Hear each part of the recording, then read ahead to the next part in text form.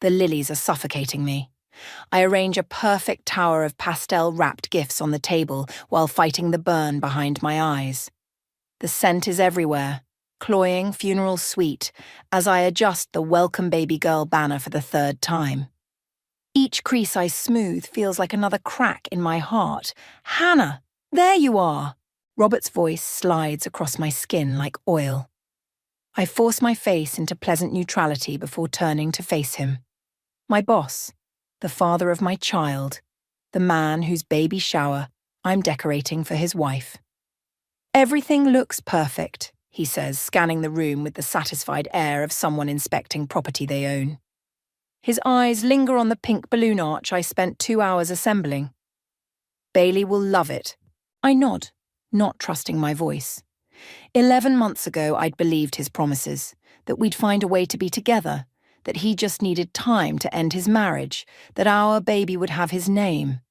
Now I'm the executive assistant planning his wife's baby shower while our daughter, my daughter, lives in my apartment with a rotating cast of babysitters, her existence a secret I'm paid to keep.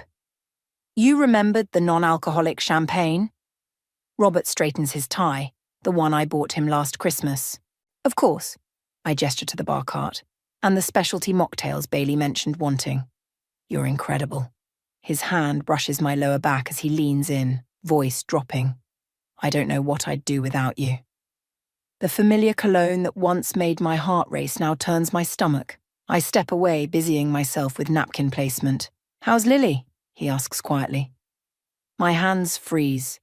He never asks about her, not by name. She's walking now, I say, throat tight. Started last week. Something flickers across his face, pride, regret. It's gone before I can identify it. Hannah, you know Robert, there you are, darling. Bailey floats into the room in a cream maternity dress that probably costs more than my monthly rent. Her pregnancy glow is radiant, her belly perfectly round at 7 months. She kisses Robert's cheek before turning to me with genuine warmth. Hannah, everything is stunning. I can't believe you did all this yourself. I accept her hug, breathing through the knife twist of her innocence. Bailey has always been kind to me. She doesn't deserve this betrayal, but neither did I. Just doing my job, I manage. Nonsense, you've gone above and beyond. She squeezes my hands. I keep telling Robert he needs to promote you. You're wasted as an assistant. Robert laughs too loudly. Hannah knows how valuable she is to me. Yes. Valuable enough to pay my rent in a separate building. Valuable enough for a non-disclosure agreement. Valuable enough to keep silent while he claims my child doesn't exist. The first guests arrive, Robert's colleagues and Bailey's friends. I fade into the background, the perfect invisible coordinator. I pour drinks. I arrange food.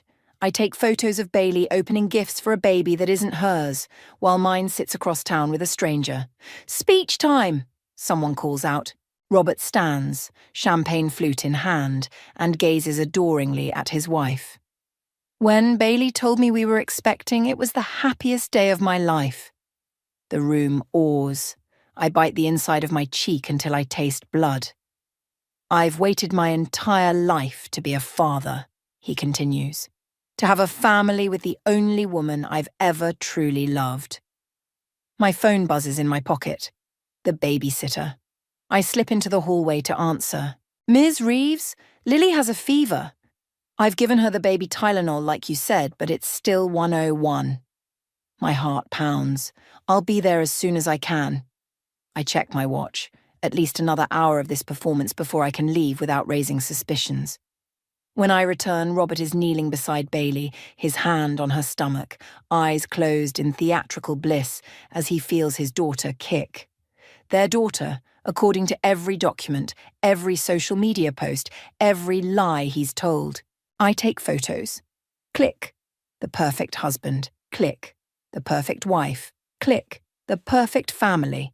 Later, as guests begin to leave, I'm gathering discarded wrapping paper when Robert corners me by the kitchen. You seemed distracted today, he says, voice low.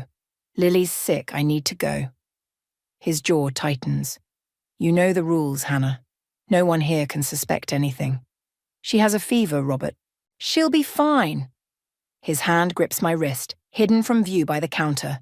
Remember our arrangement. Your position at the company, your apartment, your lifestyle.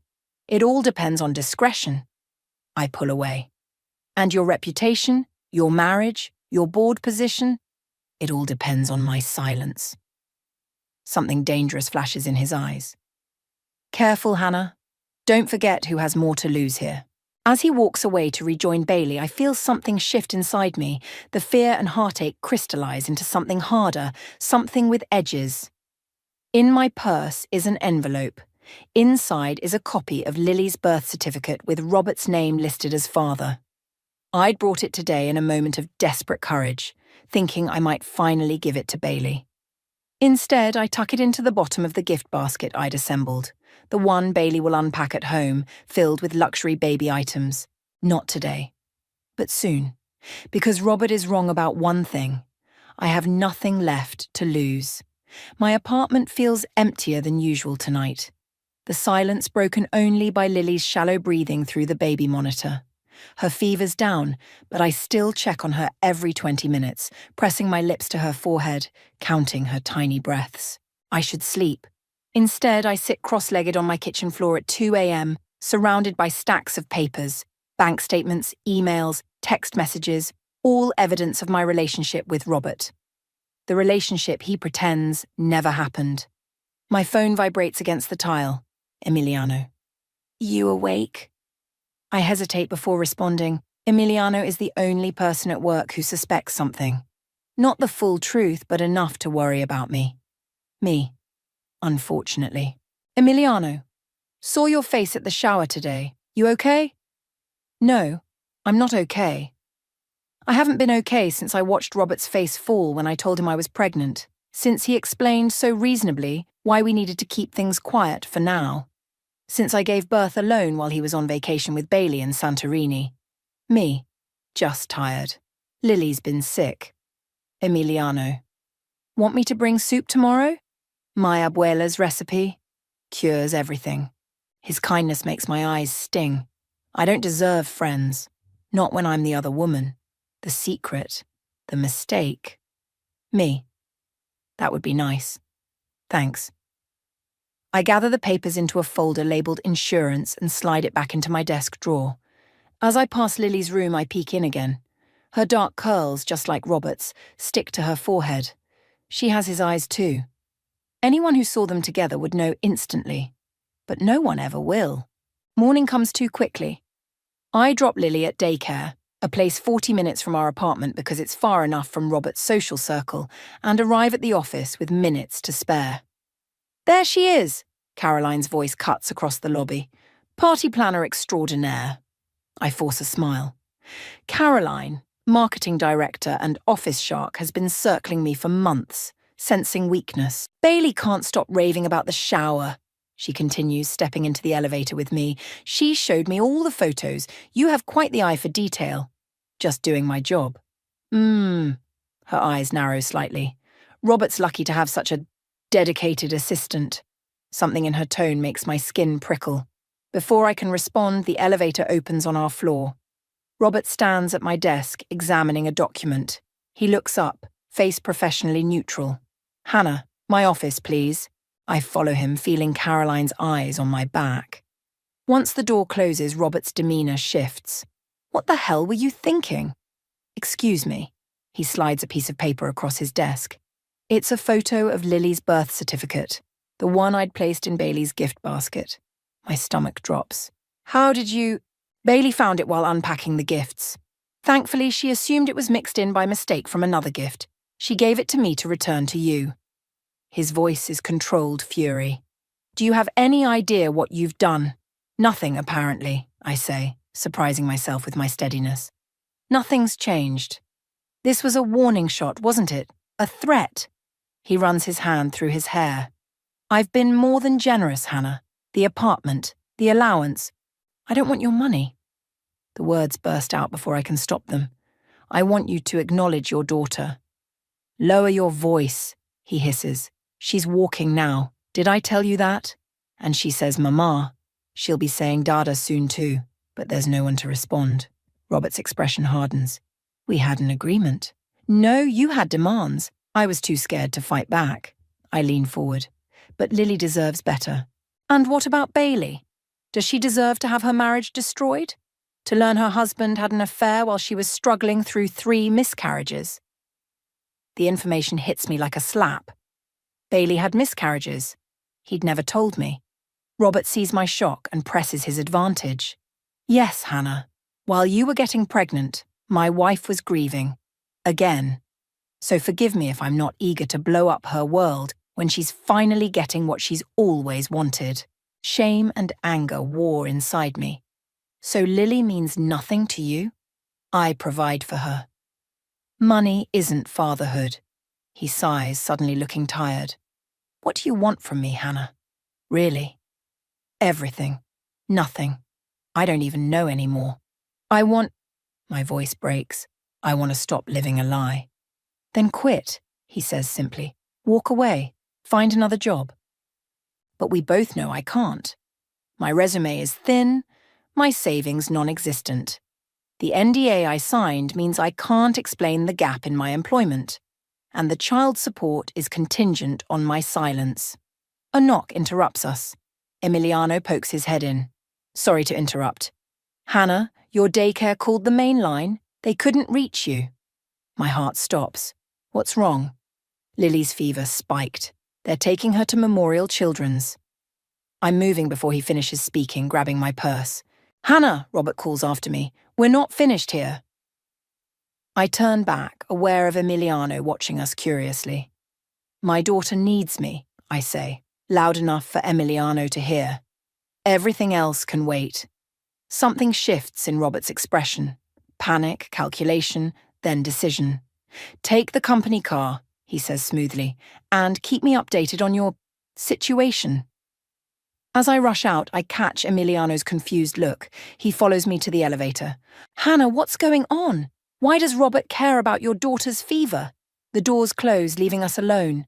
The question hangs between us, and suddenly I'm tired of lies. Because she's his daughter too, I say. The hospital corridor stretches endlessly before me, my heels striking the linoleum with military precision. Each step echoes my heartbeat. Too fast. Too hard. I haven't breathed properly since Emiliano's words in the elevator. Because she's his daughter, too. The confession hangs between us now as we rush through the pediatric ward. Emiliano insisted on driving me, his knuckles white on the steering wheel the entire way. Room 304, the nurse at the station tells me, her eyes soft with practiced sympathy. I break into a run, Emiliano close behind. When I push through the door, the daycare director rises from a chair beside Lily's crib. Ms. Reeves, I'm so sorry, her temperature shot up to 104, and she started seizing. I barely hear her. Lily lies in the hospital crib, her tiny body connected to an IV. Her eyes flutter open when I touch her cheek. Mama, she whimpers, reaching for me. I gather her against my chest, mindful of the tubes. I'm here, baby, Mama's here. The doctor arrives minutes later, clipboard in hand. Febrile seizure, she explains. Common in children under 3. We're giving her antibiotics for an ear infection, which likely caused the fever. Relief makes my knees weak. So she'll be okay? She should be. We'll keep her overnight for observation. After the doctor leaves, Emiliano hands me a coffee from the vending machine. His eyes never leave Lily's face. She looks like him, he says quietly. I nod, too exhausted to deny it anymore. How long? It ended before I knew I was pregnant. I stroke Lily's damp curls. By then, Bailey was pregnant too. Emiliano's expression darkens. And he made you keep it secret. He said it was better for everyone. Better for him, you mean? Emiliano paces the small room. Hannah, this is wrong. You know that, right? What he's doing to you, to Lily, it's wrong. You think I don't know that? My voice cracks. But what choice do I have? I signed an NDA. I need the job, the health insurance. I gesture to the hospital room. This would bankrupt me otherwise. There are other jobs. Not with my resume, not that would pay enough for a single mother. Emiliano sits beside me. So what's your plan? Wait until Lily's 18? Watch Robert play dad to his other kid while ignoring this one? His words cut because they're true. I have no plan, just day-to-day survival. I left a copy of her birth certificate in Bailey's gift basket, I admit. Robert found it. Emiliano's eyes widen. That's why you were in his office. He thinks it was a threat. Maybe it was. I look down at Lily, now sleeping peacefully. I'm just so tired of pretending. My phone buzzes. Robert. Status update? No, how is she? No, is my daughter okay? Just a demand for information. Something hardens inside me. I type back, febrile seizure from ear infection, being kept overnight for observation. I'll be staying with her. His response comes immediately. Take tomorrow off if needed. We'll discuss your stunt with the birth certificate when you return. Emiliano reads the exchange over my shoulder and swears under his breath. He's unbelievable. That's Robert. I tuck the phone away. Always in control. Not always, Emiliano hesitates. There's something you should know. The seriousness in his voice makes me look up. Caroline cornered me after you left. She was asking questions about you and Robert. My stomach drops. What kind of questions? If I'd noticed anything unprofessional, if you ever mentioned him outside of work. He shifts uncomfortably. She implied she's been watching you both for months. Why would she? The VP position. Everyone knows Robert's grooming someone for it. Caroline thinks it's you because of favoritism. The irony would be laughable if it weren't so bitter. Robert has never shown me professional favoritism. If anything, he's harder on me than anyone else. She's fishing, I say. She doesn't know anything. Maybe. Emiliano doesn't look convinced. But she's dangerous, Hannah. If she's building a case against you for HR, the implications hit me all at once. If Caroline starts an investigation, the NDA might not protect Robert. Emails could be subpoenaed. Witnesses questioned. For the first time, I see a crack in Robert's perfect facade. I need to talk to her, I decide. What? No, that's exactly what you shouldn't do. Not to confess, to redirect. My mind races with possibilities. If Caroline thinks she can use me to get to Robert, maybe I can use her too. Emiliano stares at me. That's playing with fire. I'm already burning. I look down at Lily, and I'm done letting Robert control the narrative. My phone buzzes again. Unknown number.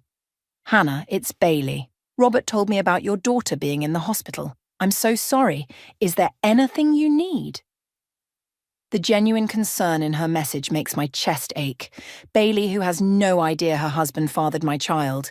Bailey, who suffered through miscarriages while I was pregnant.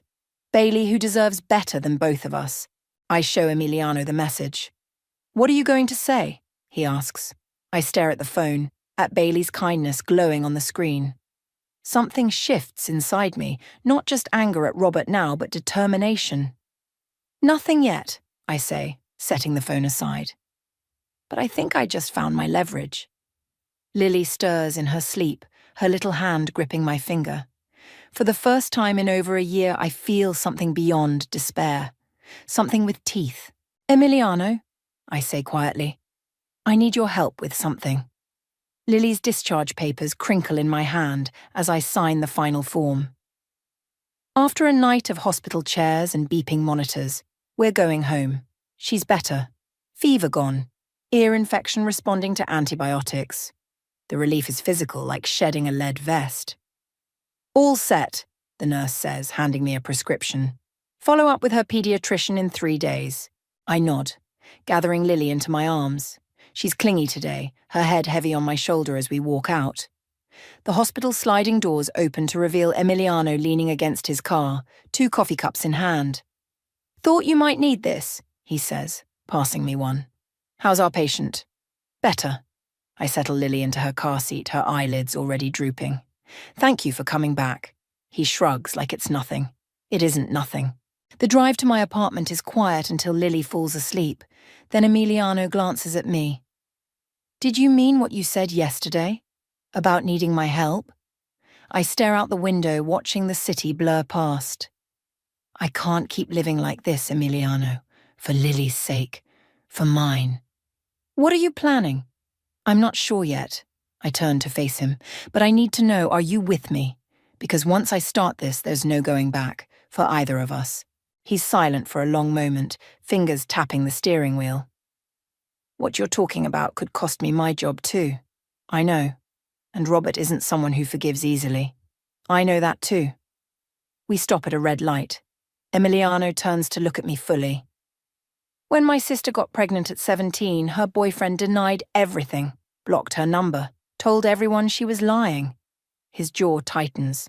I watched what that did to her. To my nephew. I won't stand by and watch it happen again. The light turns green. He drives on. I'm with you, he says simply. 3 days later, I return to work. Lily's with a new babysitter, one Emiliano's sister recommended, who lives in my building and charges half what the others did. Small victories. The office hums with Monday energy as I step off the elevator. I've barely reached my desk when Caroline materializes beside me, perfect red lips curved in a smile that doesn't reach her eyes. Hannah, welcome back. How's your little one? I arrange my face into pleasant neutrality. Much better, thank you. Good. She perches on the edge of my desk. Listen, a few of us are grabbing drinks after work at Vellum. You should join us. It's not a request. It's a summons. I'd love to, but my daughter... Just for an hour, her smile hardens. I insist. Before I can respond, Robert's office door opens. He looks between us, expression unreadable. Hannah. My office. Carolyn slides off my desk with a knowing look. Think about drinks. It would be good for you to connect with more colleagues. The threat is barely veiled. I nod, then follow Robert, closing the door behind me. He doesn't offer me a seat. You're late? My daughter had a follow-up appointment. Your personal life can't interfere with your professional responsibilities. The hypocrisy is breathtaking. My personal life is my professional problem because you made it that way. Robert's eyes narrow. Careful, Hannah. No. The word comes out stronger than I expected. I'm done being careful. I'm done pretending. What does that mean? It means Caroline is asking questions. About us. About why you show me favoritism. I step closer. What happens when those questions reach Bailey? Something flickers across his face. Fear quickly masked. Are you threatening me? I'm stating facts. This secret is bigger than just us now. Robert sits heavily in his chair. For a moment, he looks almost human. Tired, cornered. Then the mask slides back into place. What do you want? Recognition. For Lily. Not public, not yet. But I want you to meet her. To be her father, not just her financial support. He laughs, short and bitter. And how exactly would that work? Secret visits? Clandestine father-daughter bonding? It's a start. It's a fantasy. He leans forward. Bailey is 7 months pregnant, Hannah. Our daughter will be born in 8 weeks. This isn't the time to complicate things. Your daughter, I correct him. Lily is already your daughter. Something shifts in his expression. Not softening exactly, but recalculation. I need time to think. It's more than he's ever conceded before. I press my advantage. Caroline invited me for drinks tonight. She's fishing for information. Decline. If I do, she'll be more suspicious. I meet his eyes. Unless you have a better solution. Robert studies me for a long moment. Fine. Go. Tell her nothing. And Lily? He sighs. I'll consider meeting her. That's all I can promise right now. It's not enough, but it's a crack in his armor. Vellum is crowded when I arrive. Caroline waves from a corner booth where she sits with 2 other directors. I order a club soda and join them, hyper-aware of every word, every glance. An hour of careful small talk passes before Caroline makes her move. As the others leave for the bar, she leans in. You know, Hannah, I've always wondered how someone with your limited qualifications landed such a prime position. I take a slow sip of my drink. Hard work. Attention to detail. And a very appreciative boss. Her smile is razor sharp. The kind who takes special interest in your development. Robert is a good mentor. Is that what they call it these days? She slides her phone across the table. On the screen is a photo. Robert and me, standing too close in his office, his hand on my arm. From yesterday. My blood runs cold. You've been taking pictures of us? Gathering evidence. She retrieves her phone. The VP position opens next month. I've worked too hard to watch it go to someone who slept her way into consideration. That's not... Save it. Caroline leans back. I'm not unreasonable, Hannah. Step aside. Tell Robert you're not interested in advancement. Do that, and these photos stay private. The trap is elegant in its simplicity. Deny the affair and she'll show the photos to Bailey anyway. Admit it, and I lose everything. But Caroline has made one critical mistake. She assumes I want the VP position. I stand, gathering my coat. You've misunderstood everything, Caroline. But thank you for showing me those photos. Excuse me? I lean down, voice low. You just gave me exactly what I needed. Her confusion follows me out into the night, where Emiliano waits in his car as planned. Well? He asks, as I slide into the passenger seat. I pull out my phone, showing him the text I just sent to Robert. We need to talk. Caroline has photos, and I'm done playing by your rules. It's started, I tell Emiliano. There's no going back now. Rain pelts my kitchen window as I pace the length of my apartment. Each flash of lightning illuminates Lily's toys scattered across the floor, evidence of a life Robert refuses to acknowledge. My phone sits on the counter, silent since my text to him 3 hours ago. The knock, when it comes, is so forceful I jump. I check the peephole, expecting Robert. It's not Robert. Bailey stands in my hallway, rain-soaked and trembling. Her pregnant belly protrudes beneath her open coat, her face pale in the harsh corridor light. I open the door, shock rendering me speechless. May I come in? Her voice is steady despite her shaking hands. I step aside, mind racing. How did she find my address? What does she know? Bailey enters, her eyes immediately finding the framed photos of Lily on my wall. She stares at them, then turns to me. Is it true? The question hangs between us. I could lie. I could ask what she means. I could protect Robert one last time. Yes, I say instead. Bailey nods once, like she's confirming something she already knew. She moves to my couch and sits heavily, hands resting on her belly. Robert is at the office, destroying his phone. He thinks Caroline sent me the photos. She looks up at me. He doesn't know I followed him here last month. After you called in sick when your daughter was ill. He seemed concerned. It wasn't like him. My legs feel unsteady. I sink into the chair across from her. How long? She asks. It ended before I knew I was pregnant. That's not what I asked.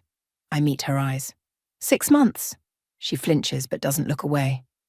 And your daughter, Lily. Lily. She tests the name. She's his. It's not a question, but I nod anyway. Does he see her? No, he pays support, that's all. Bailey laughs, a brittle sound. Of course. Robert's solution to everything. Throw money at it until it goes away. She looks around my small apartment. Except you didn't go away. I tried. My voice catches. After Lily was born, I applied for dozens of jobs. But the gap in my resume, being a single mother, no one would hire me for what I needed to support her. So you stayed, working for him, watching him every day. I didn't have a choice. We all have choices, Hannah. Her hand moves in slow circles over her belly. I chose to believe my husband when he said he was working late. I chose to ignore the signs. I chose to trust him after 3 miscarriages when he suddenly wanted to try again. The timing hits me. After he knew I was pregnant, Bailey nods, tears finally spilling. He came home one night different, attentive, desperate to reconnect. 9 weeks later, I was pregnant. She wipes her cheeks. I was so happy I never questioned the timing. The revelation sickens me. Robert hadn't just abandoned our child, he'd deliberately created another to replace her. A small sound from down the hall interrupts us, Lily calling out in her sleep. She's here, Bailey asks, suddenly tense. She's sleeping. Bailey stands, one hand braced against her back. I want to see her. Bailey, I don't think... Please. Her voice breaks. I need to see her. I lead her to Lily's room, my heart hammering. We stand in the doorway watching my daughter, Robert's daughter, sleep peacefully in her crib, unaware of the storm breaking around her. Bailey's breath catches. She has his eyes. And his curls, I whisper. We retreat to the living room in silence. When Bailey speaks again, her voice is different, harder. Did you leave that birth certificate in my gift basket? Yes. Why? Because I was tired. The truth pours out of me. Tired of being erased. Tired of watching him pretend we don't exist while he builds a perfect life with you. A life built on lies? Bailey's hands clench. Do you love him? The question startles me. No, not anymore. But you did. I thought I did. I look at her directly. Do you? She doesn't answer immediately. I love the man I thought he was. She stands, gathering her coat. I should go. What will you do? Bailey pauses at the door. I don't know yet. But Robert doesn't get to control this narrative anymore. She turns to face me. Whatever happens next, keep Lily away from the office and check your email tonight. Before I can ask what she means, she's gone. My phone rings an hour later. Emiliano. Hannah, where are you? The office is chaos. I'm home, what's happening? Robert's on a rampage. He fired Caroline on the spot. Something about unauthorized surveillance. She's threatening a lawsuit. His voice drops. And Bailey showed up, demanded access to his email, then left, looking like she was about to commit murder. My stomach drops. Emiliano Bailey was here, at my apartment. She knows everything. Silence then. Holy shit. Are you okay? I don't know. My hands are shaking. She told me to check my email tonight. That doesn't sound good. As if summoned, my laptop pings with a new message. Hold on, that might be her now. I open my email to find a message from Bailey with a single attachment. The subject line reads, Your choice. The attachment is a legal document, a revised child support agreement drafted by Bailey's family law firm. It acknowledges Robert as Lily's father, grants me full custody, and triples the monthly support payments. A note at the bottom, in Bailey's handwriting. Sign this. Disappear from our lives, and you'll never worry about money again. Refuse, and I'll ensure Robert never works in this industry again, which means neither will you. You have 24 hours. Hannah! Emiliano's voice seems far away. What is it? I stare at the document, at the figure that would secure Lily's future. All I have to do is take the money and vanish. Exactly what Robert wanted all along. It's a way out, I tell Emiliano, but not the one I want. What are you going to do? My eyes drift to Lily's room, to the daughter who deserves more than secrets and shame. I'm going to call Robert's old friend Vince, I say, remembering the name from office gossip, the former colleague who left under mysterious circumstances. Something tells me he might have his own story to tell about Robert. Hannah, that's playing with fire. I watch another flash of lightning illuminate my apartment. Then it's a good night for it. Finding Vince proves easier than expected. A LinkedIn message, a cryptic explanation about Robert, and within hours I have his number. What's harder is working up the courage to call. I sit on my balcony watching the storm recede as night falls. Lily sleeps peacefully inside, unaware that her future hangs in the balance of decisions made by adults who should know better. Bailey's offer, the document promising financial security, sits open on my laptop. The deadline is tomorrow. My phone feels heavy in my hand as I dial Vince's number. He answers on the third ring. Hannah, I've been expecting your call for over a year.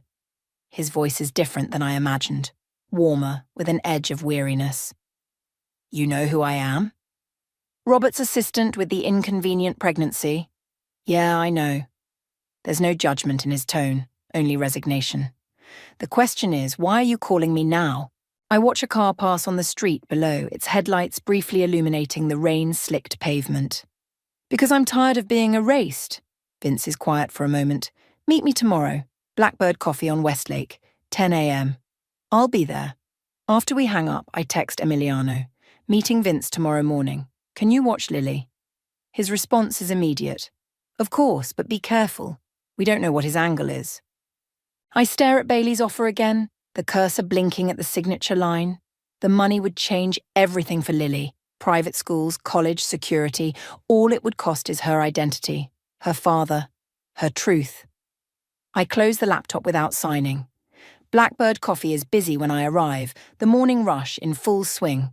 I spot Vince immediately, early 40s, sharp eyes, nursing a black coffee in the corner. He stands when he sees me.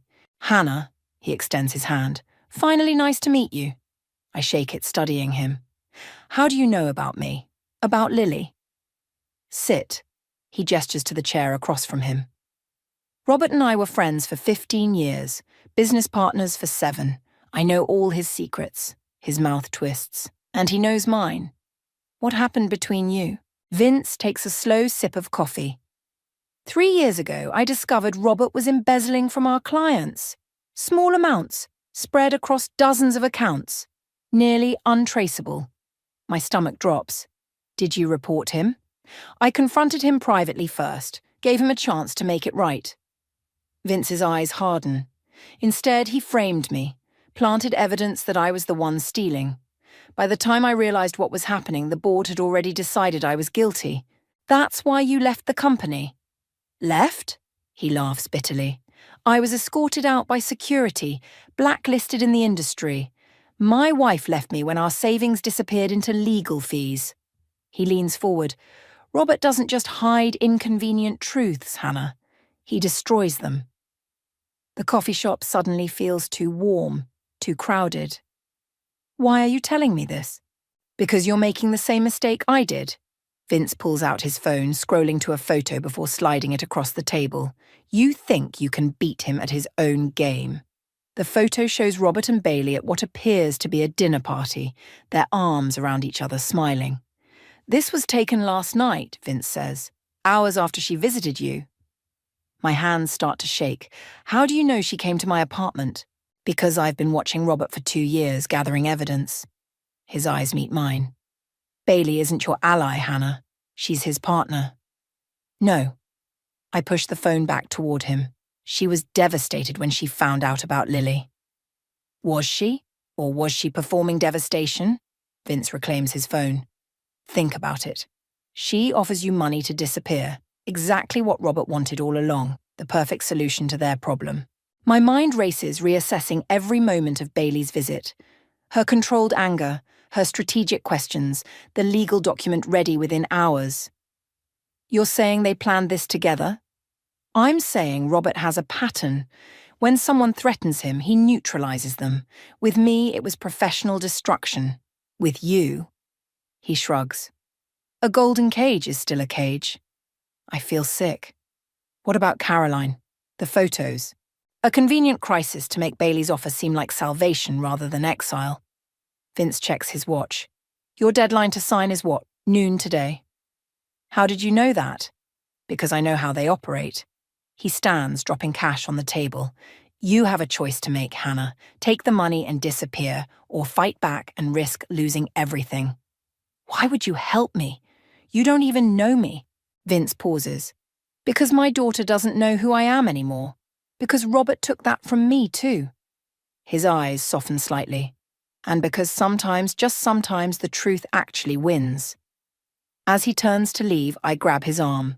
Wait, you said you've been gathering evidence? 2 years' worth. Would it be enough to expose him? To prove what he did to you?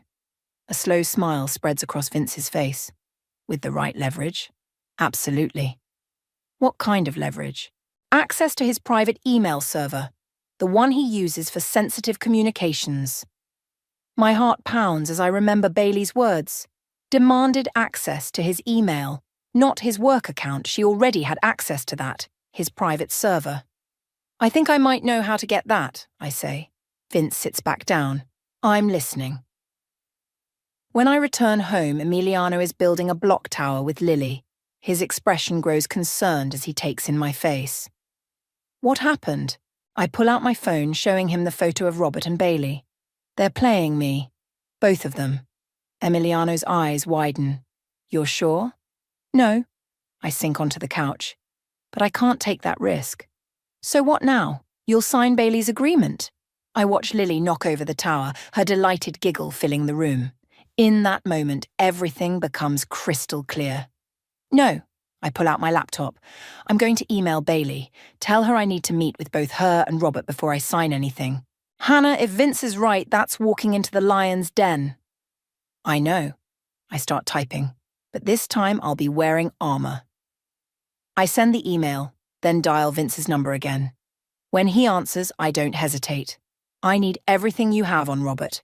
Every document, every recording, every screenshot. And what will you do with it? I look at Lily, at her innocent joy, at the future I want for her. One built on truth, not convenient lies. End this. Tonight. Robert and Bailey's house looms before me, a modern fortress of glass and concrete perched on a hillside. Rain has started again, gentle but persistent, beading on my windshield as I sit in the driveway gathering courage. Vince's evidence is backed up in 3 places: my email, Emiliano's laptop, and a flash drive currently pressed against my ribs in my bra. My insurance policy. My phone buzzes with a text from Emiliano. Lily's asleep. We're fine. Are you sure about this? I'm not sure about anything except that I can't live another day in the shadows. I text back, if you don't hear from me by 10, send everything to the email list we discussed. The list includes the company board, the SEC, and 3 journalists Vince suggested. Nuclear options. I tuck my phone away and approach the front door. Before I can knock, it swings open. Bailey stands there, one hand supporting her lower back, the other holding the door. You're late, she says, no warmth in her voice. Traffic. I step inside, immediately struck by the contrast to my apartment. Everything here is expansive, pristine, expensive. A showroom, not a home. Bailey leads me to a sleek living room where Robert waits, tumbler of whiskey in hand. His expression is unreadable as I take the seat across from him. Did you bring the signed agreement? He asks without preamble. No. I keep my voice steady. I wanted to talk first. Bailey lowers herself onto the couch beside Robert. They don't touch, but there's a united front in their posture that confirms Vince's warning. There's nothing to discuss, Robert says. The terms are generous. 3 times your current support, Bailey adds. Financial security for your daughter. Our daughter, I correct, looking directly at Robert. Lily is our daughter. Robert's jaw tightens. Biologically, perhaps? No, in every way that matters. I lean forward. That's what this is really about, isn't it? Not the money, not the scandal. You're terrified of being her father. That's absurd, he scoffs, but there's a flicker of something in his eyes. Is it? You've spent a year pretending she doesn't exist, paying me to keep her hidden, creating a replacement child. I nod toward Bailey's belly. Bailey's hand moves protectively over her stomach. You have no right. I have every right. My voice rises despite my efforts to control it. You came to my home. You saw my daughter, your husband's daughter, and your solution was to pay us to disappear. We're offering you a way out, Bailey says, her composure slipping. A fresh start. No, you're offering to erase us. I turn back to Robert. Just like you erased Vince when he discovered you were embezzling. The colour drains from Robert's face. Bailey goes still beside him. Vince was unstable, Robert says carefully. His accusations were investigated and dismissed. Because you framed him. Because you planted evidence. I pull out my phone. He kept records, Robert, of everything, including your private server emails discussing how to set him up. Robert's knuckles whiten around his glass. You're bluffing. I pull up one of the emails Vince provided and read aloud. Once the board sees the transfer records, they won't question further. Vince's signature is easy enough to replicate. I've already laid groundwork suggesting his gambling debts. I look up. Should I continue? The silence stretches between us taut as a wire. Finally, Bailey breaks it. What do you want, Hannah? It's the question I've been asking myself for months. What do I really want? I want Lily to know her father. I want her to have his name. legally and publicly. I want acknowledgement, not erasure. I meet Robert's eyes. And I want the truth about what you did to Vince made right. Robert laughs, but there's no humour in it. Or what? You'll destroy my career, my marriage, your own livelihood, if necessary? You're forgetting something crucial, Robert leans forward. Any scandal that destroys me will touch you too. The company will distance themselves from both of us. Your reputation. I don't care about my reputation.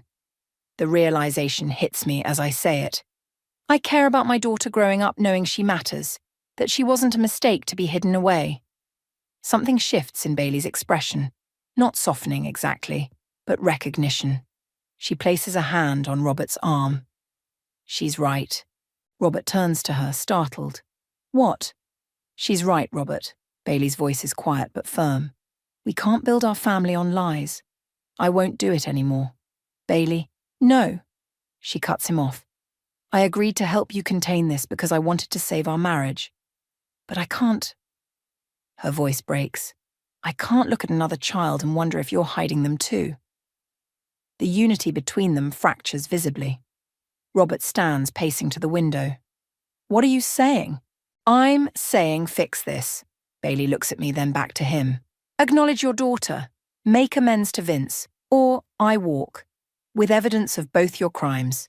Robert stares at her, betrayal etched on his face. You wouldn't. Bailey rises with effort, one hand on her belly. Try me. The room crackles with tension. Robert looks between us, calculation and panic warring in his eyes. I can almost see him weighing options, searching for escape routes. You've discussed this, he says finally. The two of you. This is a setup. No, I say. This is consequence. Bailey moves to stand beside me, an unexpected alliance forming in real time. Your choice, Robert. But choose carefully. For the first time since I've known him, Robert looks truly cornered. His perfect life, his carefully constructed image, all of it balanced on the edge of a knife. If I agree, he says slowly, what happens to the evidence? It stays where it is, I tell him. Insurance. He drains his whiskey, sets the glass down with deliberate control. When he looks up, there's something new in his eyes. Something I've never seen before. Fear. Tell me what you want. Exactly. Morning light streams through the conference room windows, painting golden rectangles across the polished table. I sit straight-backed in my chair, watching as board members file in one by one. Some nod in recognition. Others avoid my eyes. Robert enters last, impeccable in a charcoal suit that can't quite hide the strain of the past week. The circles under his eyes match mine. He takes his seat at the head of the table directly across from me. Let's begin, he says, voice steady despite everything. I open my laptop as the board chairman calls the meeting to order. My presentation is ready, the one Robert agreed to after 3 hours of negotiation in his living room. The one that will change everything. Before we discuss quarterly projections, Robert says, I have a personal announcement. The room quiets. This isn't in the agenda. As some of you may have heard, there have been rumours regarding my personal life. His eyes flick to mine briefly. I want to address them directly. My heart pounds. We had agreed on the statement, carefully crafted by both our lawyers. But Robert is nothing if not unpredictable. A year and a half ago, I fathered a child with Ms. Reeves. He gestures toward me. I've recently taken steps to legally acknowledge my daughter and establish appropriate support and visitation. Murmurs ripple through the room. I keep my expression neutral, though inside I'm trembling. Additionally, Robert continues, I've become aware of certain irregularities in how a former partner's departure was handled. I've instructed our legal team to re-examine the evidence against Vince Ford and make appropriate restitution. The chairman leans forward. Robert, if there were legal improprieties, all details will be provided to the board by end of day. Robert's tone makes it clear the discussion is closed. Now, Ms. Reeves has a presentation on departmental restructuring. He nods to me and I stand. As I connect my laptop to the projector, I feel the weight of every gaze. This moment, standing here as myself, not as Robert's shadow, is what I've fought for. Thank you, I begin. As you'll see in the proposal before you, I'm recommending significant changes to our organizational structure. I click to the first slide. There, in clean professional font, is my new title, Director of Operations. Not Robert's assistant, not VP, the position he'd dangled as bait for so long. A lateral move into a role I've actually earned. As I walk the board through my vision, I catch Robert watching me, not with anger or resentment, but something more complex. Recognition, perhaps. For the first time, he's seeing me, really seeing me as a professional equal. When I finish, the chairman nods approvingly. Impressive analysis, Ms. Reeves. Let's put it to a vote. The restructuring passes unanimously, including Robert's vote. The office empties gradually as evening approaches. I pack my things. Family photos I'd never dared display before, including one of Lily, now prominently framed. Tomorrow I'll move to my new office down the hall. A knock at my door reveals Emiliano, leaning against the frame with a small smile. Director Reeves, he says, has a nice ring to it. Better than that assistant who slept with the boss, I reply, only half joking. Is that what they're saying? Some, I shrug. Others are too busy gossiping about Caroline threatening to sue, or Vince's vindication, or Bailey moving out. Emiliano steps inside, closing the door. Are you okay with all of it? The scrutiny? It's better than invisibility. I place the last photo in my box, Lily at the park last weekend, Robert awkwardly pushing her swing. Our first tentative steps toward co-parenting.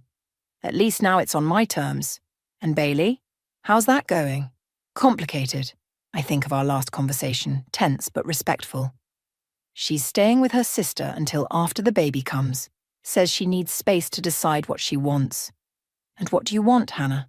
Now that you've won. The question catches me off guard. What do I want? For so long, my wants were simple. Recognition, justice, dignity. Now that I have them, the horizons seem strangely vast. I want to be good at this job, I say finally. I want Lily to be proud of me. I want... Another knock interrupts us. Robert stands in the doorway, his expression unreadable. May I have a moment? He asks. Emiliano gives my arm a supportive squeeze before leaving. The door clicks shut behind him. Robert and I regard each other across the room. Adversaries, co-parents, colleagues. All of it uncomfortable, all of it real. Bailey called, he says. She's filing for divorce. I absorb this without surprise. I'm sorry. Are you? Yes, and I am surprisingly. Not for exposing the truth, but for the pain it's caused. Robert nods slowly. The board wants me to take a leave of absence while they investigate the Vince situation.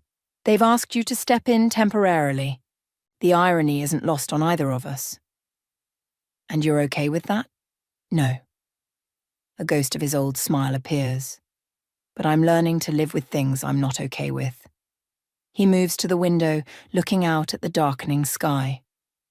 I keep asking myself when it all went wrong, when I became someone who could do these things.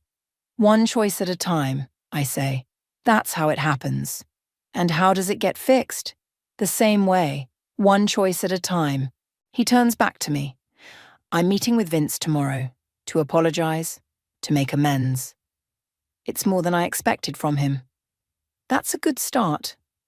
And Sunday, he hesitates. Our visitation agreement says I get Lily from 10 to 4. Yes. I thought we might go to the zoo. She likes animals, right? The question, so normal, so paternal, catches me off guard. She loves them, especially elephants. Robert nods, filing this information away. I should let you finish packing. As he reaches the door, I call after him. Robert? He pauses. It won't be easy. I tell him any of it. The board, Vince, co-parenting. Being visible means being accountable. I know. He meets my eyes one last time. But some truths shouldn't stay buried. After he leaves, I stand alone in the office that will no longer be mine. Through the window, I can see my reflection, superimposed over the city lights. A woman I'm just getting to know. Not perfect, not ruined, just Real. My phone buzzes with a text from the babysitter. Lily said a new word today. Truth. Where did she learn that? I smile, typing back. From her mother. I gather my box of belongings and turn off the light. Tomorrow will bring new challenges. Robert's complicated redemption, Bailey's uncertain future, my own path forward. None of it will be simple. But as I walk toward the elevator, my steps are lighter than they've been in years. The weight of secrets lifted, replaced by something more substantial, the burden and blessing of living in the open. Some prices are worth paying, some truths demand to be told, and some stories, even the painful ones, deserve to be written in full daylight.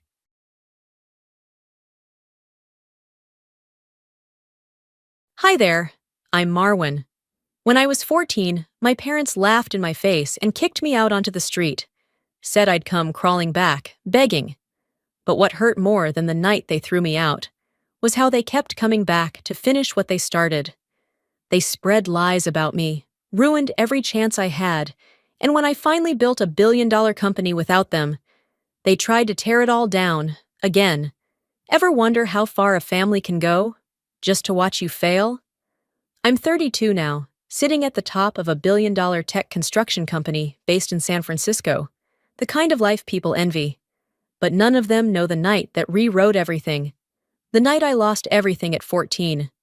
Growing up in Tucson, Arizona, I wasn't the daughter my parents dreamed of. Osric, my father, was a man who believed authority wasn't given, it was seized. My mother, Selena, was his echo. They had one obsession: image.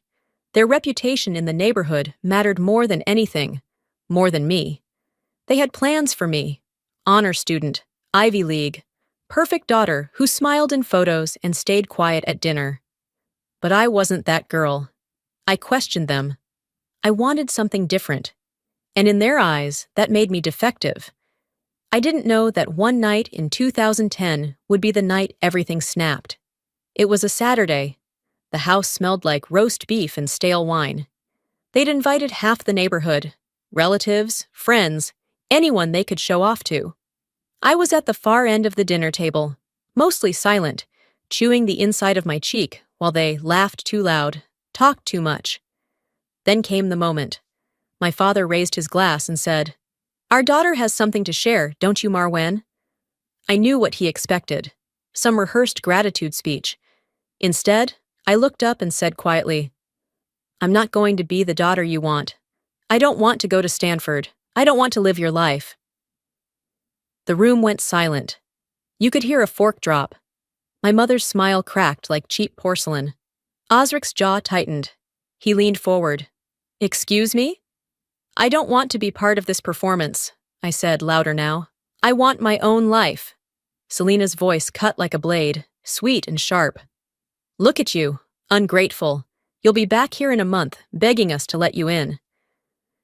Her words made the air heavier, but it was my father's reaction that shattered me. He stood up, looked around at the relatives, then laughed. A cold, calculated laugh.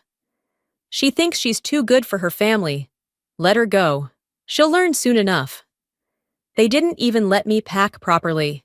My mother grabbed an old backpack from the hallway, stuffed in a few clothes and my worn sneakers.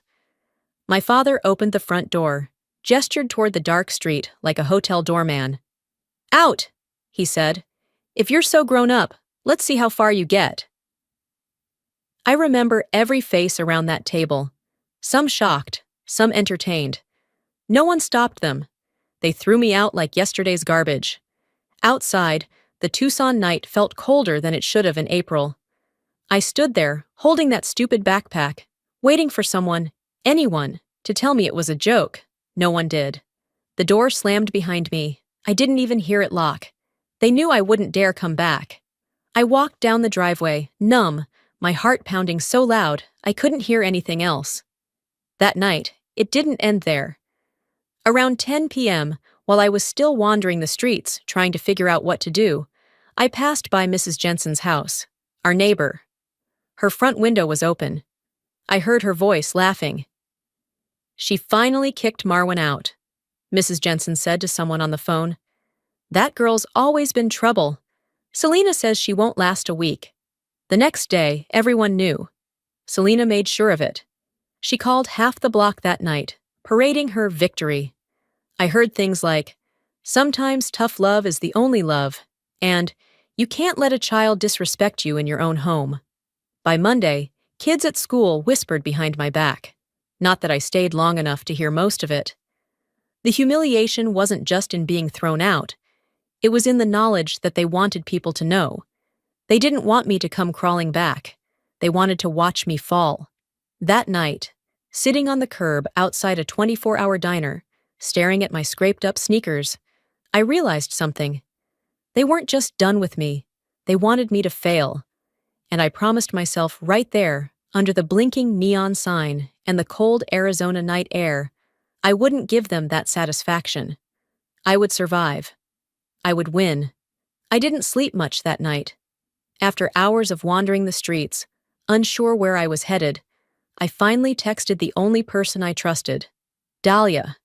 She was a year older, lived across town, and had a couch she once joked was always open if I ever ran away. When she opened her door at midnight, I could see the panic in her eyes. She didn't ask questions right away. Instead, she handed me a blanket and said, "You can crash here tonight. We'll figure things out in the morning." That couch became my island in a sea of uncertainty. The next morning, the Arizona sun felt harsh and unforgiving through the blinds. I barely had the energy to get up, but I knew I had to. I told myself school would at least be something familiar, something normal. I gathered my backpack, the same one my parents had stuffed with my clothes like I was nothing, and headed back. The moment I stepped onto campus, it felt like something had shifted. Whispers floated in the hallways. People glanced, then looked away quickly, like I was contagious. I told myself it was just in my head, until I was called to the principal's office during third period. Principal Harris didn't even look me in the eye when I walked in. He cleared his throat awkwardly, motioned for me to sit. "Marwen," he began, flipping through a folder. "Your mother contacted us this morning." I sat up straighter, my stomach tightening. "What did she say?" He avoided my gaze. "She's requested that we remove your name from school records, effective immediately." It took me a second to process. "What do you mean, remove my name?" "She said you no longer live at home. You've been disowned. She provided paperwork. And—" He hesitated, glancing at me like he wanted to apologize but couldn't. "She also informed us you've been struggling mentally, that you're unstable, a danger to other students." I felt something inside me break, sharp and irreparable. My parents hadn't just kicked me out of their house, they were erasing me, making sure I couldn't belong anywhere. "Is that why everyone's been staring at me?" I asked quietly. He didn't answer. He didn't have to. By lunchtime, my school ID had been deactivated. I couldn't access the cafeteria. The bus driver told me my pass didn't work anymore. It was as if I had vanished overnight, like I'd never been there. Dahlia tried to act like nothing had changed, handing me her extra sandwich at lunch. But even she couldn't shield me from the looks, the parents who pulled their kids away when I walked past, the teachers who stopped calling on me in class. One afternoon, as I walked home alone, I overheard two mothers talking outside the grocery store. "Poor Selena," one of them said. "Kicking your own daughter out. That takes guts." The other woman nodded, folding her arms. "Well, you know how kids are these days. Unruly, disrespectful. She had to do what she had to do." They talked about me like I was some cautionary tale, like I wasn't even human. The worst part wasn't the gossip. It wasn't the stares or the loss of stability. It was the voice in my head whispering, "Maybe they're right. Maybe you really are broken." Days blurred together after that. No school, no home. I crashed at Dahlia's, but her parents weren't thrilled about me being there. The couch wasn't a long-term plan, and I knew it. I spent hours walking around town, applying for part-time jobs I wasn't old enough to legally hold, pretending like I had control over anything. One night, after yet another rejection, I sat alone at the bus stop, watching the headlights blur past. they hadn't just thrown me out. They'd dismantled every piece of my existence, and I couldn't shake the sinking feeling that I was exactly who they said I was, disposable. But as I stared out at the empty street, something inside me hardened. If they wanted me erased, I'd make damn sure I became someone they couldn't ignore. That was the day I realized I wasn't just homeless. I was invisible. People stopped seeing me the moment my parents erased me. But being forgotten wasn't the worst thing. They made sure I was remembered for all the wrong reasons. It started slowly. A neighbor's glance that lingered too long. Store clerks watching me like I was about to slip something into my pocket. I tried to ignore it. I told myself I was imagining things. But one afternoon, a week after I'd been kicked out, I walked past Mrs. Jensen's yard again.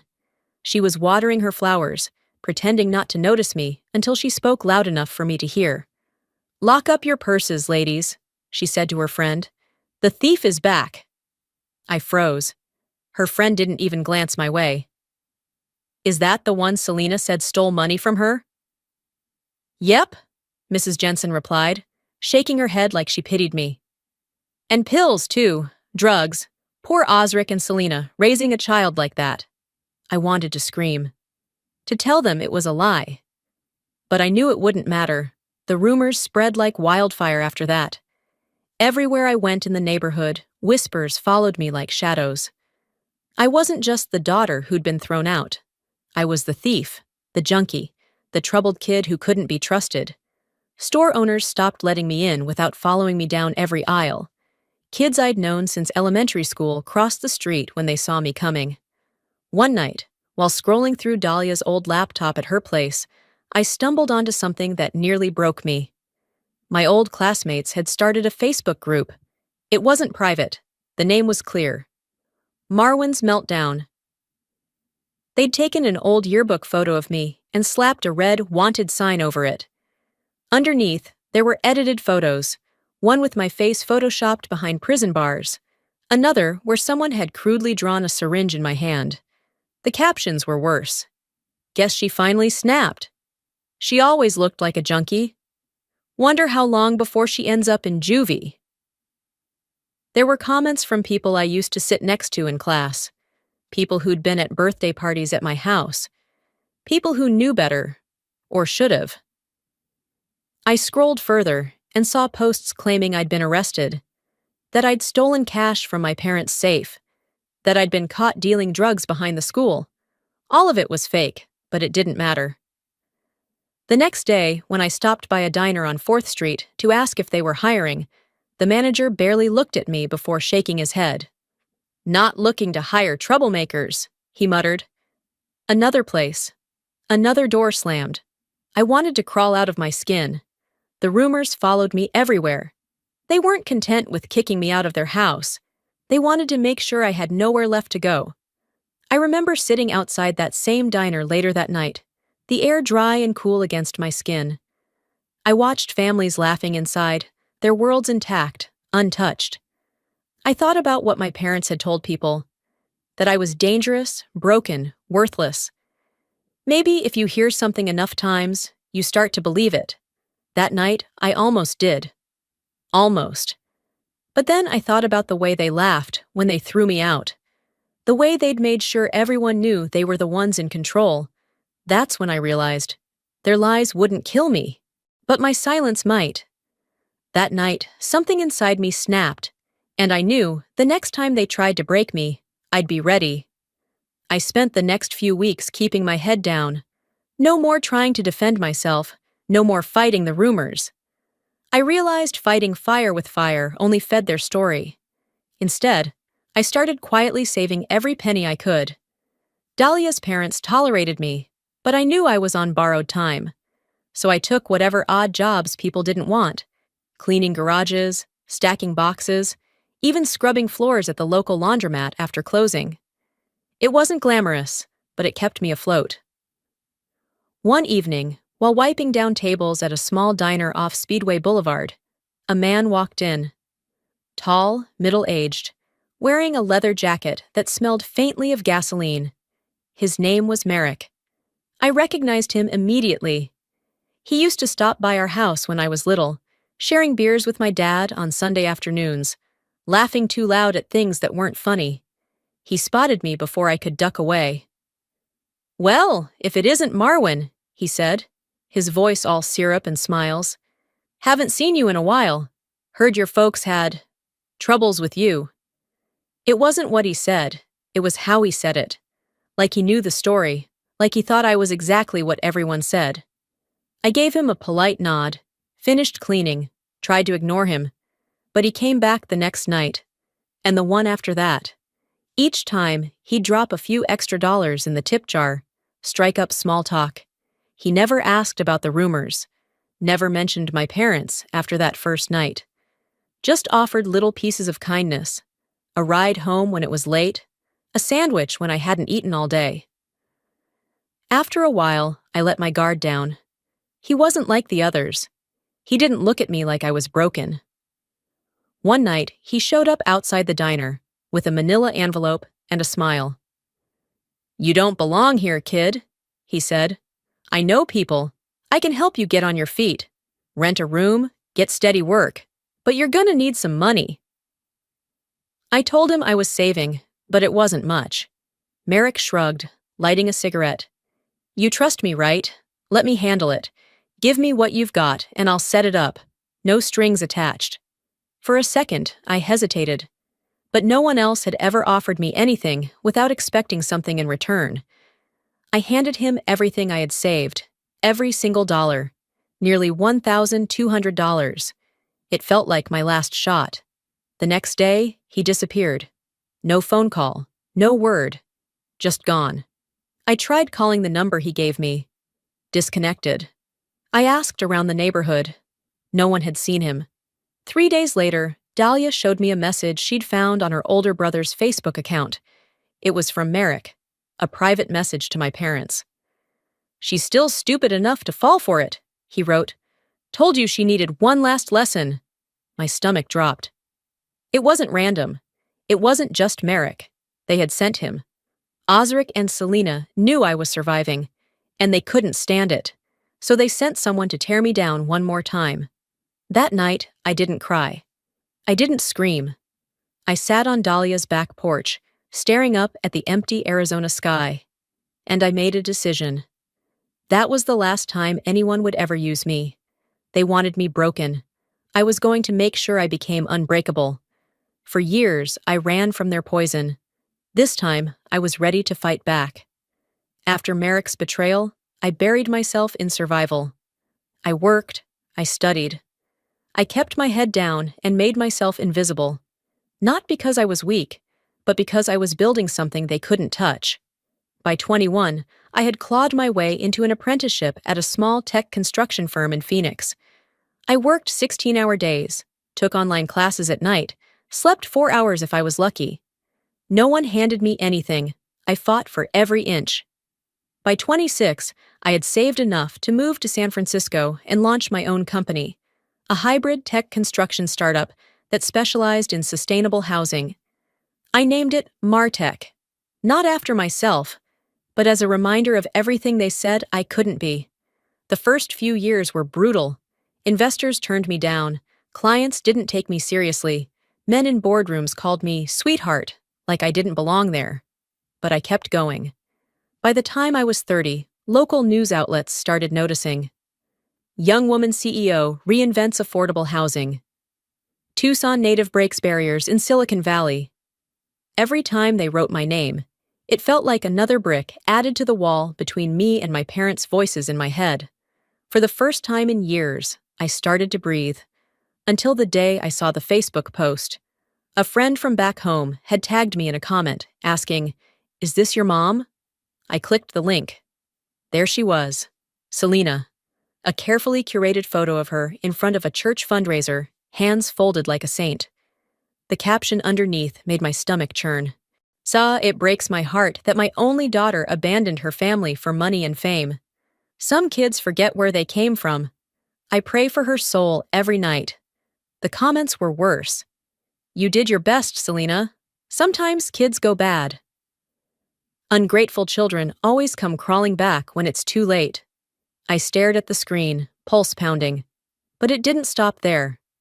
The next week, one of my investors forwarded me an email from Selena Osric, subject, a warning about Marwin. The message was short, sharp, and filled with poison.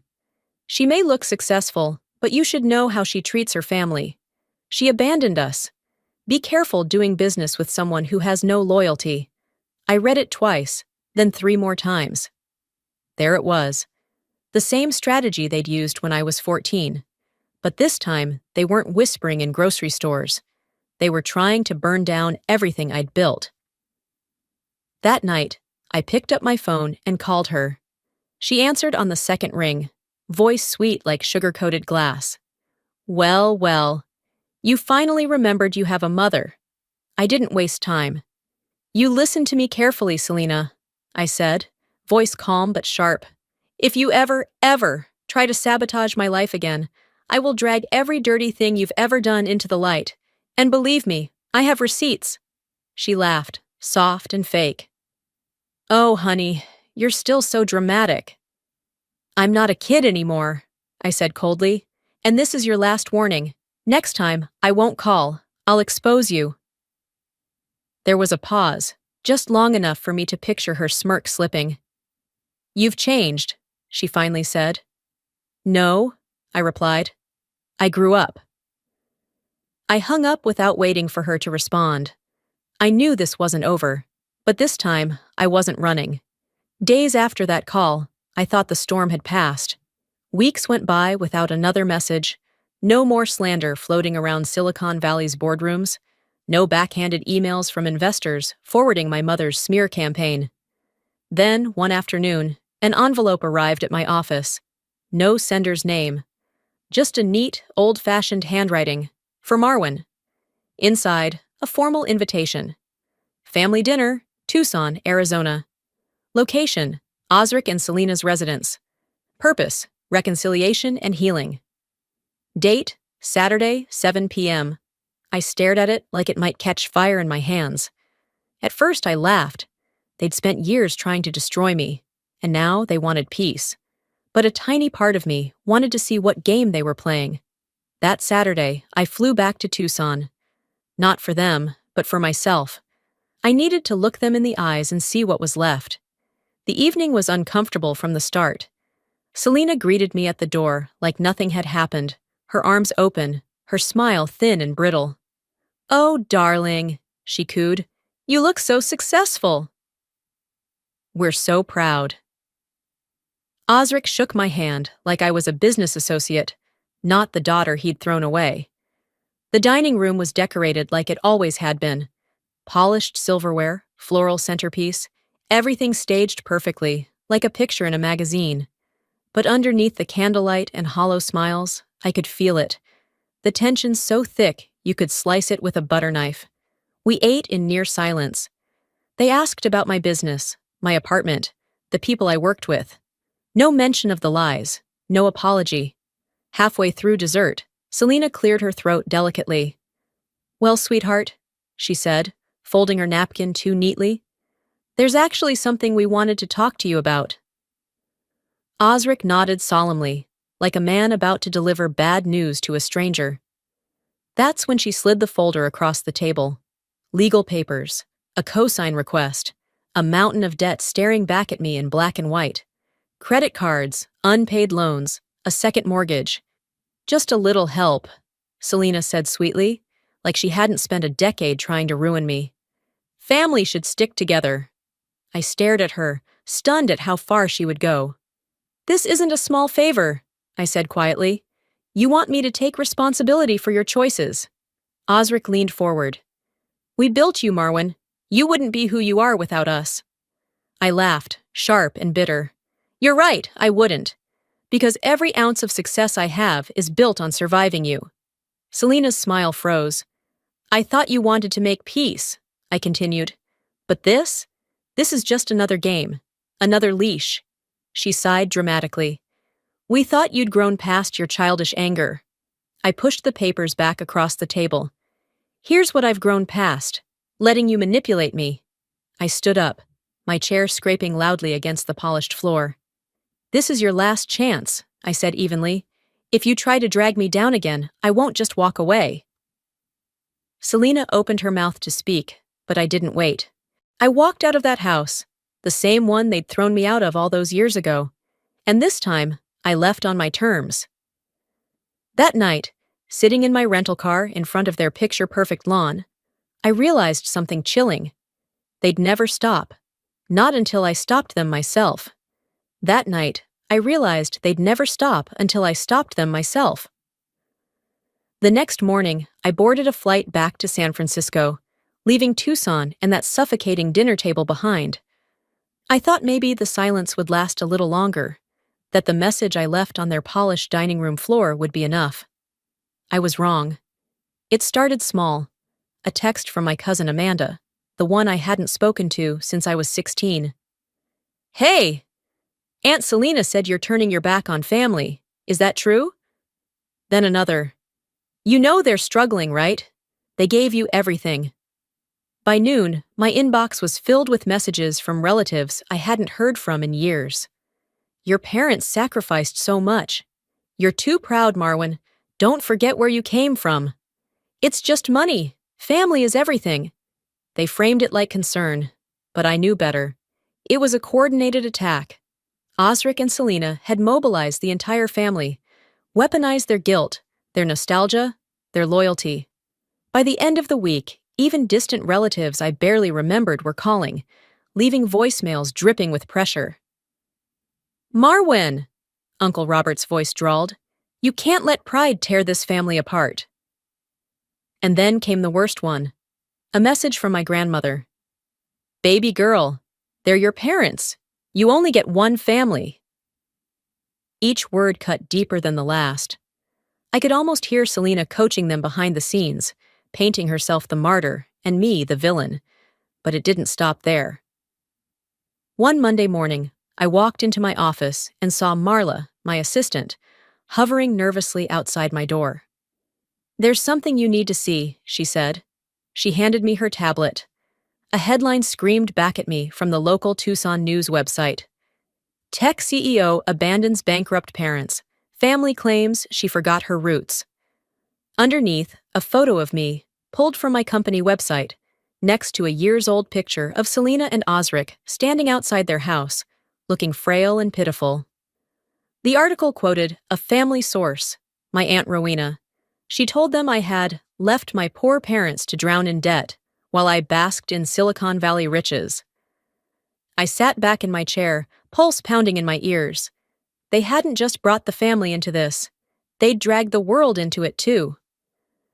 By noon, reporters were calling my office. By 3 p.m., clients were asking questions. And by 5 p.m., I knew exactly what I had to do. That evening, I stood behind a podium in front of a wall of cameras. I'd spent the afternoon drafting a statement with my legal team, but when the lights hit my face, I pushed the paper aside. I spoke from my chest. "My name is Marwan Osric," I began. "I was disowned by my family at 14.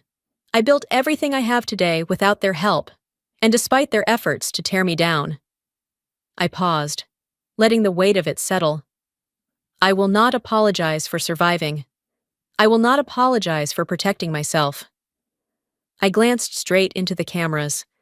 I love the idea of family, but family does not mean manipulation, exploitation, or abuse, and I will not allow anyone, blood or not, to weaponize my past against me.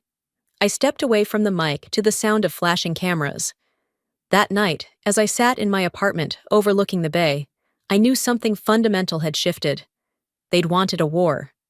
Now they had one. What came next wasn't just war. It was survival.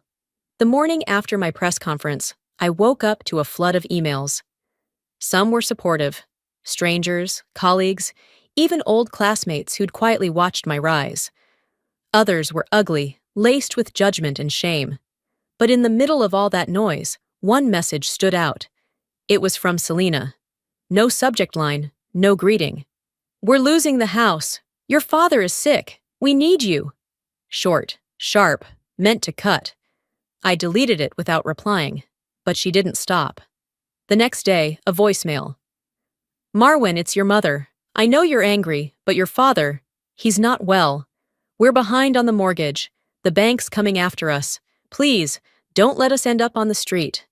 For a moment, I felt it. That old guilt. The one they'd been feeding me since I was a child. But it wasn't the same anymore. I knew better. 3 days later, another message arrived. This time, an email with an attachment. Medical records. Subject line, your mother's condition. I opened it reluctantly. Stage 4 cancer diagnosis. The words blurred in front of my eyes. And then, something told me to check. I forwarded the document to one of my attorneys, who had contacts in Arizona's health system.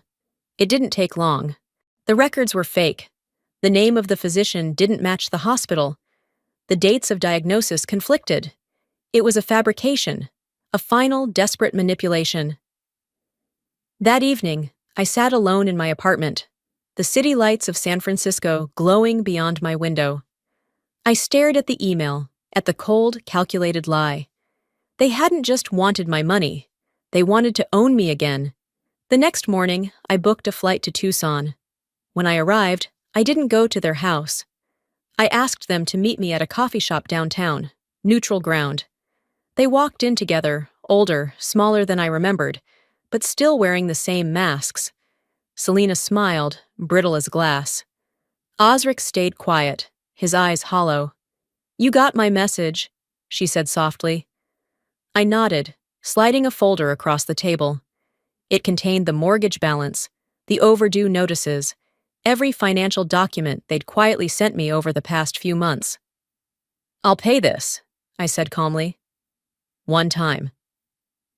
Selena's face lit up like Christmas morning. "But—" I raised a hand, cutting her off. "This is the last thing I will ever do for you." Her smile faltered. "I'm not doing this because I owe you," I continued. "I'm doing it because I want to close this chapter." Osric shifted uncomfortably in his seat. "There's something else," Selena said quickly, voice soft and syrupy. "I've been sick." I shook my head. "Don't," I said. I checked. The reports were fake. Her mouth opened, then shut again. The lie exposed, hanging heavy between us. "I'll clear the mortgage," I said. "But after that, we're done." Osric leaned forward. "We're family!" I met his gaze without blinking. "No," I said quietly. "We're strangers who used to share a roof." I stood, leaving the check on the table.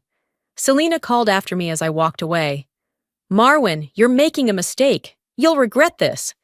I didn't look back. That night, flying home, I stared out the plane window at the darkness stretching below.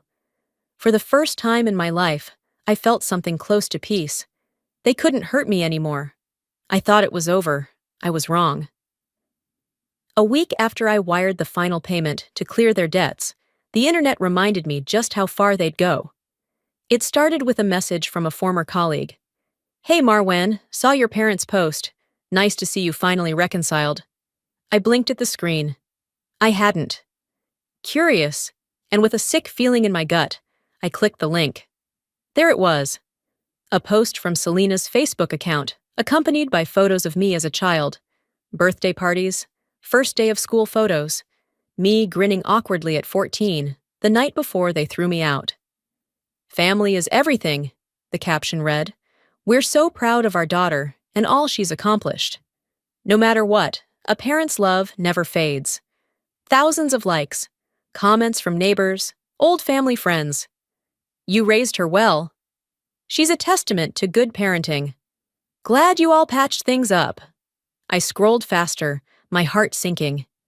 Instagram, Twitter, even local media outlets picked up the story, painting Osric and Selena as proud, supportive parents behind a wildly successful daughter. They posted photos I hadn't seen in years.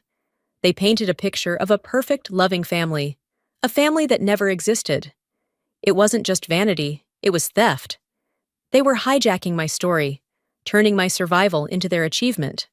By noon, reporters were emailing my office for quotes about our beautiful family reunion. By afternoon, I'd had enough. I called my legal team. They moved fast. We filed cease and desist letters, copyright claims over the photos, public statements correcting the narrative. We didn't scream or argue. We documented. We dismantled their fantasy. And then, I let it go. I could have done more. Could have dragged them publicly through the mud, listed every betrayal, every cruel thing they'd done. But I didn't. Because I was tired. Tired of fighting ghosts. Weeks passed. The media storm died down. People moved on to the next scandal, the next feel-good story. One night, sitting in my apartment overlooking the bay, I scrolled past an old family photo someone had reposted. There we were. Me, 10 years old, between Osric and Selena, smiling like I belonged. I closed my phone and leaned back. For so long, I'd believed that survival meant winning. That if I worked harder, became bigger, richer, louder, I could drown out the pain. But the truth was quieter. I hadn't needed to win. I'd needed to be free. And I was. My scars would never disappear. Some nights, the echoes of their laughter still rang in my head. Some wounds don't heal, but they don't have to define you. I became everything they said I couldn't, and I did it without them. Before I let you go, I want to leave you with this.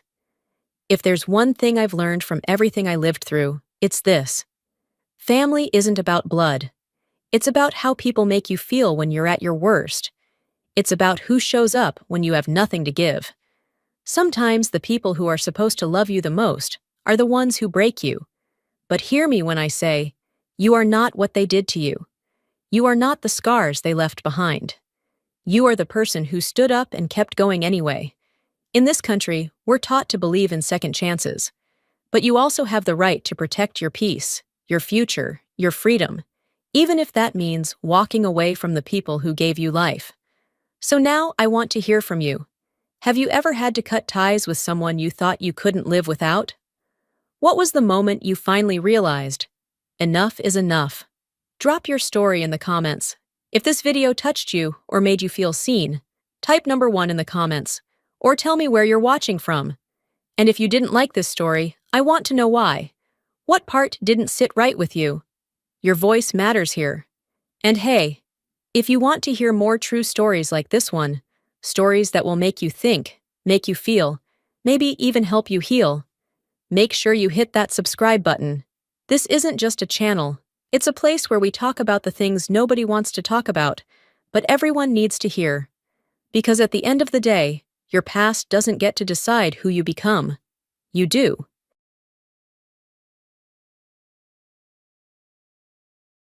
Hi, I'm Melanie.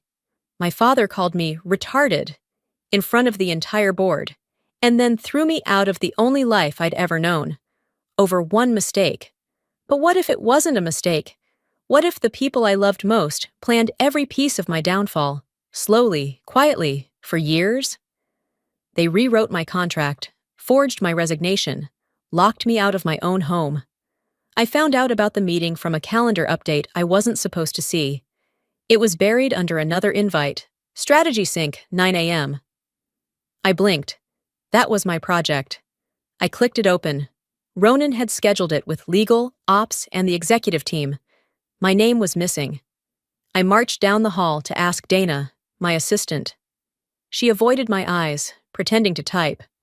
Hey, I said, trying to sound casual. The meeting this morning, why wasn't I looped in? Dana hesitated. I thought you knew. Knew what? She looked down. Ronan said, he told me you wouldn't be needed. My stomach dropped. It's my project. I know. I didn't think it was my place to question him. She wasn't lying. Not entirely. But she wasn't telling the truth either. The first cut didn't bleed. It just left this strange hollow behind my ribs. That night, I barely slept. I rehearsed what I'd say, how I'd ask my dad what the hell was going on. I told myself there had to be some misunderstanding, some calendar glitch maybe. I even thought about calling Ronan, but I couldn't stomach hearing that smug, syrupy voice say something like, "Let's not get emotional here, sis." I walked into the boardroom at 8:55 the next morning. The usual suspects were already there. Legal, ops, my dad, at the head of the table in his custom navy suit. Ronan sat near him, smirking like he'd already won something. They all went quiet when I entered. "Morning," I said, trying not to sound like I wanted to throw up. My dad didn't respond. Instead, he grabbed a stack of papers from in front of him and slammed it onto the table. "Did you write this?" I blinked. "What is that?" He shoved it closer. "You tell me." I recognized the format. It was a draft contract for my project. I'd submitted a version last week, but this looked off. I flipped through quickly. Figures were wrong. Sections were rearranged. "I never sent this," I said quietly. "You signed it." Number I submitted a draft through the internal portal. "This isn't mine." "You submitted it," he snapped. "It went to legal. It almost went to the damn client. If Ronan hadn't caught it, we'd be giving away half the shipping division for pennies." "That's not possible." I double-checked the valuation models. "You didn't check anything." His voice was rising. "You rushed it. You didn't even ask legal to review before sending it out." "That's not true." "Then explain this." He jabbed the page with his finger. I opened my mouth, but no words came. I couldn't explain something I didn't do. And then it happened. His voice dropped low, not quiet, but sharp, like a punch between the ribs. "You're retarded, Melanie." Silence. Nobody moved. Even the hum of the ceiling lights felt louder than the room. My skin burned. My ears rang. My breath caught in my throat. Ronan looked down, barely containing a smirk. My mother, sitting at the far end, didn't even flinch. She just picked up her coffee and took a sip. I stood there like a statue, wishing I could rewind time or disappear. But I wasn't a kid anymore. There was no hiding behind school or excuses. I had made it here, to this table, to this company, and now my own father had humiliated me in front of the board. No one spoke up, not one person. He leaned back, folded his arms, and said nothing more. I gathered the papers, slowly, carefully, so they wouldn't see my hands shaking. I nodded like I understood. Then I turned and walked out. I don't remember the elevator ride. I just remember the silence. And then he said it, loud enough to echo in my bones. "You're retarded." I didn't cry in the elevator, not even when the doors shut and I was finally alone. But my throat felt raw, like I'd swallowed something too sharp to name. I drove straight home, hands clenched tight on the wheel. The office building faded behind me in the rearview mirror, but his words didn't. "You're retarded." I replayed it, again and again, like some broken loop I couldn't escape. He'd said it like it wasn't the first time he'd thought it, just the first time he let it slip. Lake Forest looked exactly as it always had. Too perfect, too quiet, too fake. The sun was already sinking behind the rows of manicured trees as I pulled up to the gate. I typed in the code. Nothing happened. I tried again, still locked. My phone buzzed. A message from the household system. "Access suspended. Contact admin." At first, I thought it was a glitch. Then I saw him, Gregory, my father's assistant, standing by the front steps, holding an envelope.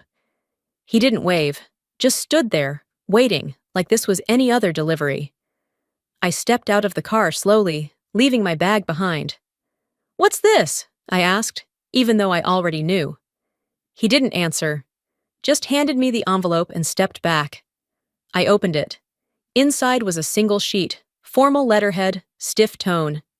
6-month severance package, immediate offboarding, one-way ticket to Portland. Departure, 8:05 a.m. Portland? I'd never even been. "What the hell is this?" My voice came out hoarse. Footsteps behind me. My mother. She looked composed. Red lipstick, silk blouse, not a single hair out of place. Just like always. "We thought it would be best to give you some space," she said softly. "Space?" "You're kicking me out of my own home." My voice cracked. "You'll have a chance to reset," she said, like we were discussing yoga retreats. "It's not forever." I laughed. A short, bitter thing that didn't sound like me. You know he called me retarded in front of the entire board today, right? She blinked, lips parting slightly. But she didn't look shocked. She looked tired. He's under a lot of pressure. I took a step back. So that makes it okay? Melanie, don't make this harder than it already is. No, I said. You already did that for me. I turned to leave, then stopped short. There, parked just beyond the hedge line, was Ronan's car. Engine running, windows up. In the passenger seat, my mother's handbag. I stared, confused for a moment. Then the passenger window rolled down. My mother walked toward the car, silent, slid into the seat. Ronan said something I couldn't hear, and she smiled. That was when it hit me. This wasn't panic. This wasn't a last-minute fallout from Dad losing it. This was planned. I don't remember getting back to my car, just the sick, hot flush crawling up my spine as I turned the key. I didn't even know where I was going. All I knew was that I couldn't stay. By the time I got back to the city, it was dark. I booked a room at a mid-range hotel, the kind with floral bedspreads and plastic-wrapped cups. The clerk didn't ask questions, and I was too tired to offer any. I sat on the bed, opened the envelope again. Folded behind the flight itinerary was another paper I hadn't seen before. My resignation letter. Typed. Signed. Stamped. Except I hadn't written it. And the signature? It wasn't mine. I stared at the letter in my hands for a long time. Longer than I'd like to admit. The fake resignation sat there in black ink and crisp formatting, as if it had waited patiently for me to find it. Everything about it felt wrong. The font wasn't my usual choice. The spacing was off, just slightly, but I would have noticed. And the signature. It looked like mine, but not how I signed under pressure. It was too clean, too smooth. It was the kind of signature someone would copy and paste, not write. That was the moment something inside me stopped breaking and started shifting. I wasn't just being punished. I was being erased. The room around me was too quiet. I could hear every creak in the ceiling, the low hum of the fridge in the hallway, even the distant buzz of traffic outside the hotel's foggy window. I set the papers down on the bedspread and sat back, trying to breathe evenly. Something about all of this didn't sit right, and hadn't for days. I grabbed my laptop and opened it, letting the familiar sound of the startup chime ground me. Then I logged into my secure drive, the one I kept off the company grid, where I backed up everything I worked on that mattered. But before I searched for anything, I paused, remembering something else. Last week, a random Tuesday morning, around 10:15, I'd been working on financial projections for the shipping division when my system suddenly logged me out. Locked me out, actually. Every file vanished. My access badge stopped working too. I'd chalked it up to a software glitch. Ronan even laughed it off. Must be one of those tech hiccups, he'd said, smiling like a wolf in a cashmere suit. Just reboot. It's probably just cleaning the pipes. Cleaning the pipes. He made everything sound like a joke, like I was overreacting for expecting basic functionality. Later that same day, I was removed from the main project Slack channel. A day after that, I wasn't on the invite list for the final presentation rehearsal. When I asked about it, HR said they had no visibility into departmental shifts. At the time, I had tried to convince myself I was just slipping through the cracks of a fast-moving system. Now, it was obvious. The cracks were created for me to fall through.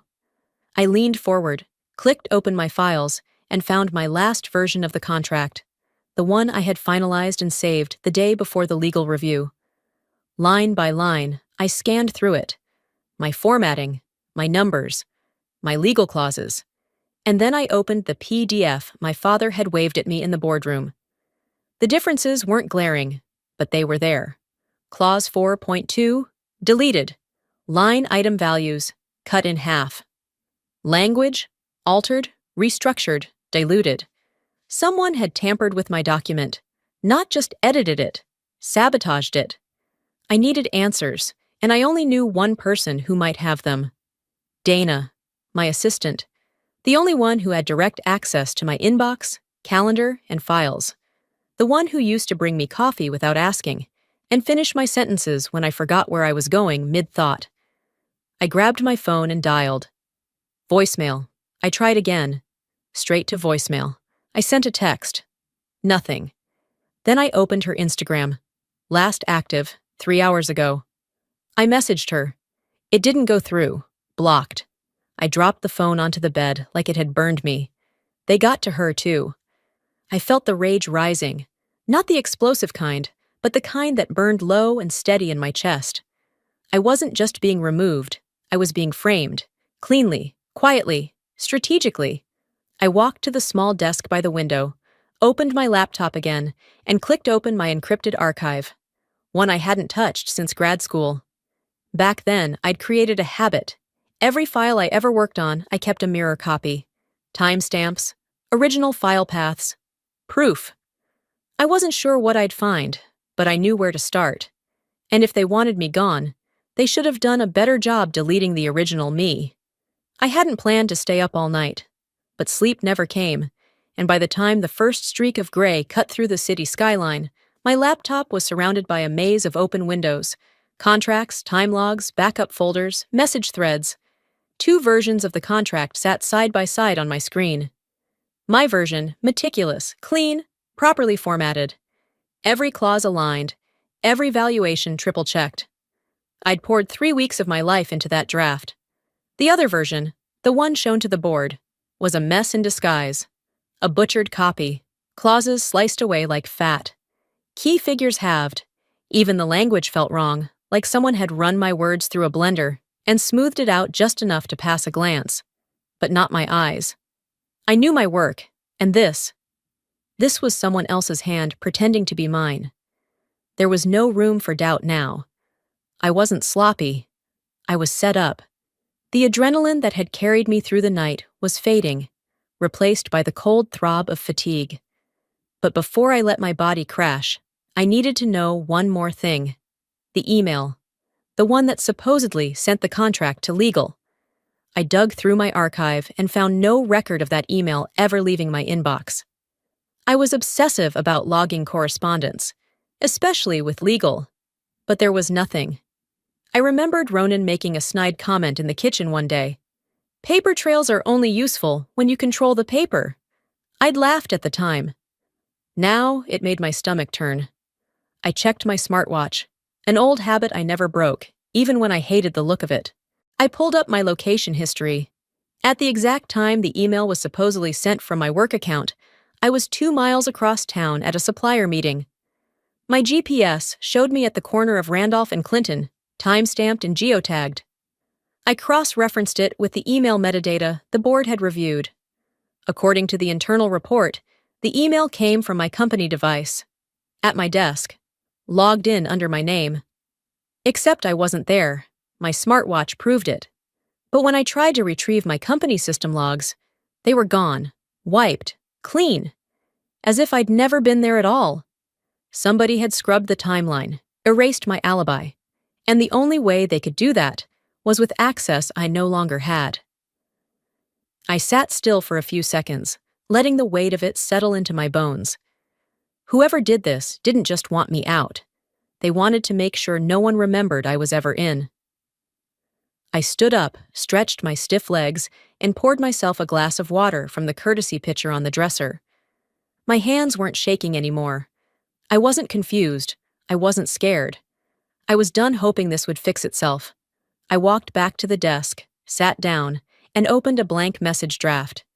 To Ronan Varel at varelglobal.com. Subject: Curious. Do you remember what you said about paper trails? I stared at the blinking cursor. Then I deleted the message. He didn't deserve a warning. Instead, I opened a folder titled Red Flag Legal Backup and began copying files onto a private drive. I encrypted everything with a new passcode, one I'd never used at work. Halfway through the upload, my phone buzzed. Blocked number, 1 new message. I almost ignored it, but something made me open it. Don't trust anyone, not even her. My spine stiffened. There was no name, just a single character at the bottom of the message. E.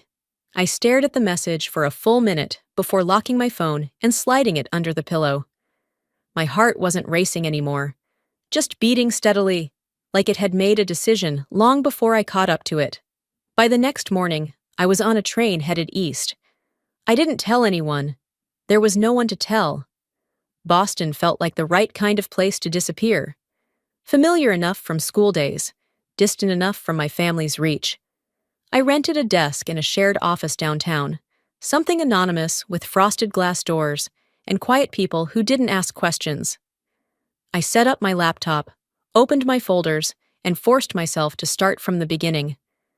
To move forward, I had to go back, to the moment it all collapsed. It was the morning of the final presentation.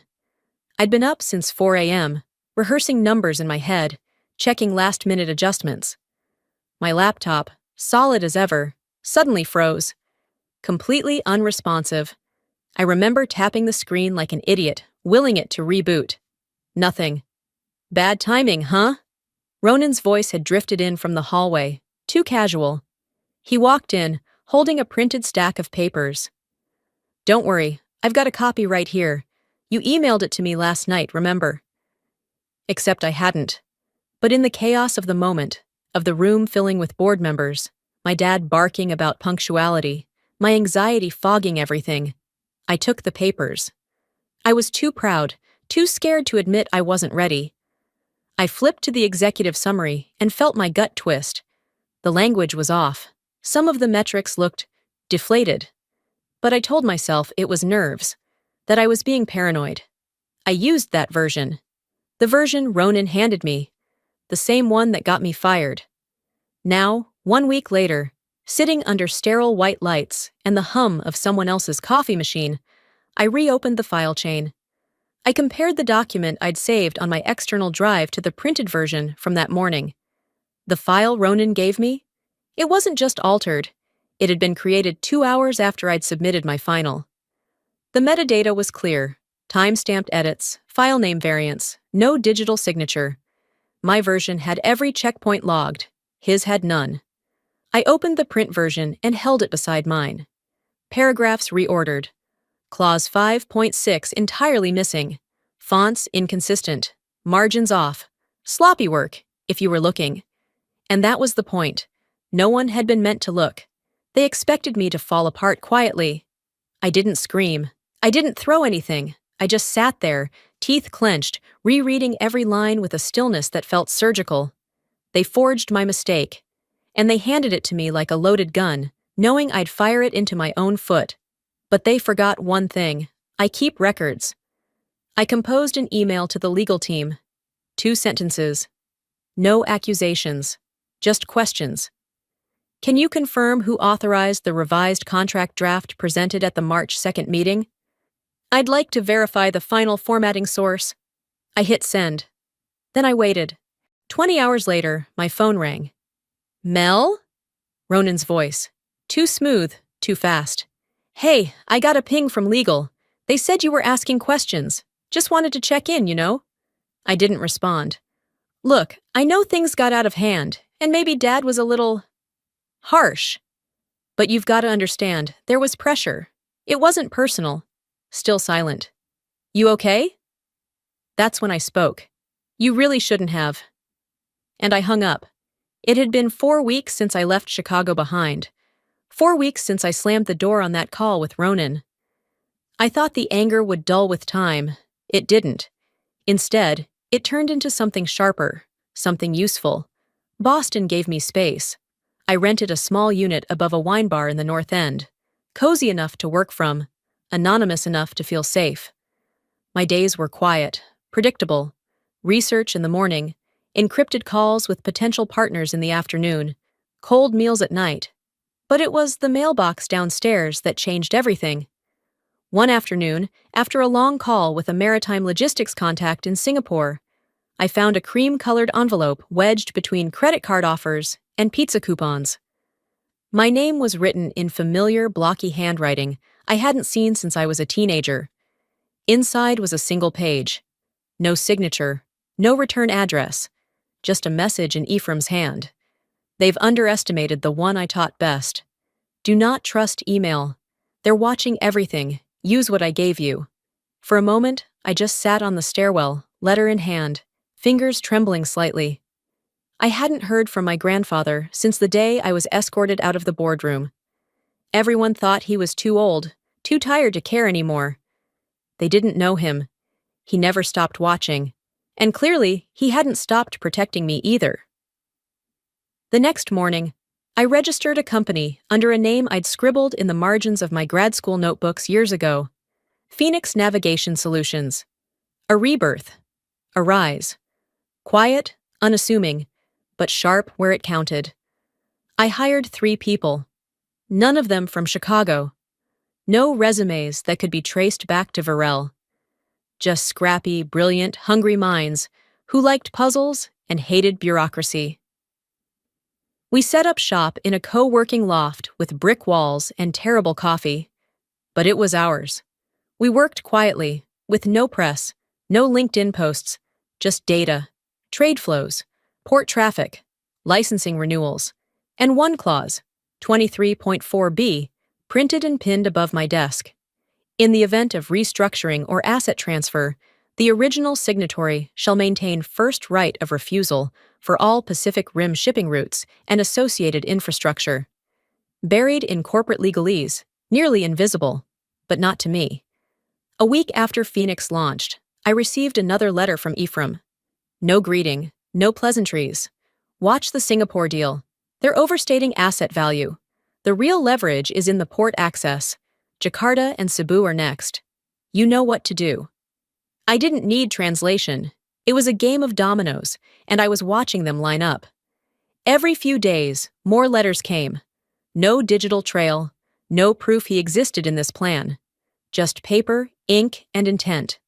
Trust no one, he wrote once, especially the ones who smile too easily.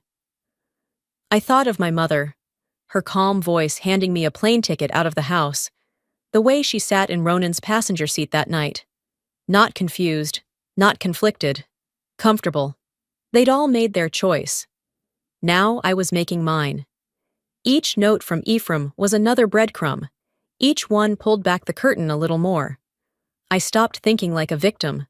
I started thinking like an architect. On a Thursday night, the office was empty. My team had gone home. I was alone with the hum of the city outside and the soft tap of a highlighter against my desk. I took the original board contract, the one they claimed I'd ruined, and pinned it next to mine. Then I pulled out the clause, 23.4b, circled it in red, underlined it, and whispered aloud just once. Your mistake was thinking I wouldn't come back. 10 years passed. Not slowly, not gently, but with enough distance for me to sharpen the edges they once tried to file down. The morning I returned to Chicago, the city skyline didn't feel the same. I wasn't here for nostalgia. I wasn't here for closure. I came to finish what they started. The law office sat on the 33rd floor, overlooking the river, sleek, polished, impersonal, like most of the men who used to sign my paychecks. I walked into the lobby of Caldwell & Associates in a charcoal suit, heels clicking across marble. My reflection in the glass doors didn't flinch. When the elevator opened onto the conference floor, I stepped out to silence. They were all there. Ronan at the head of the table, like a prince in exile, my parents on either side.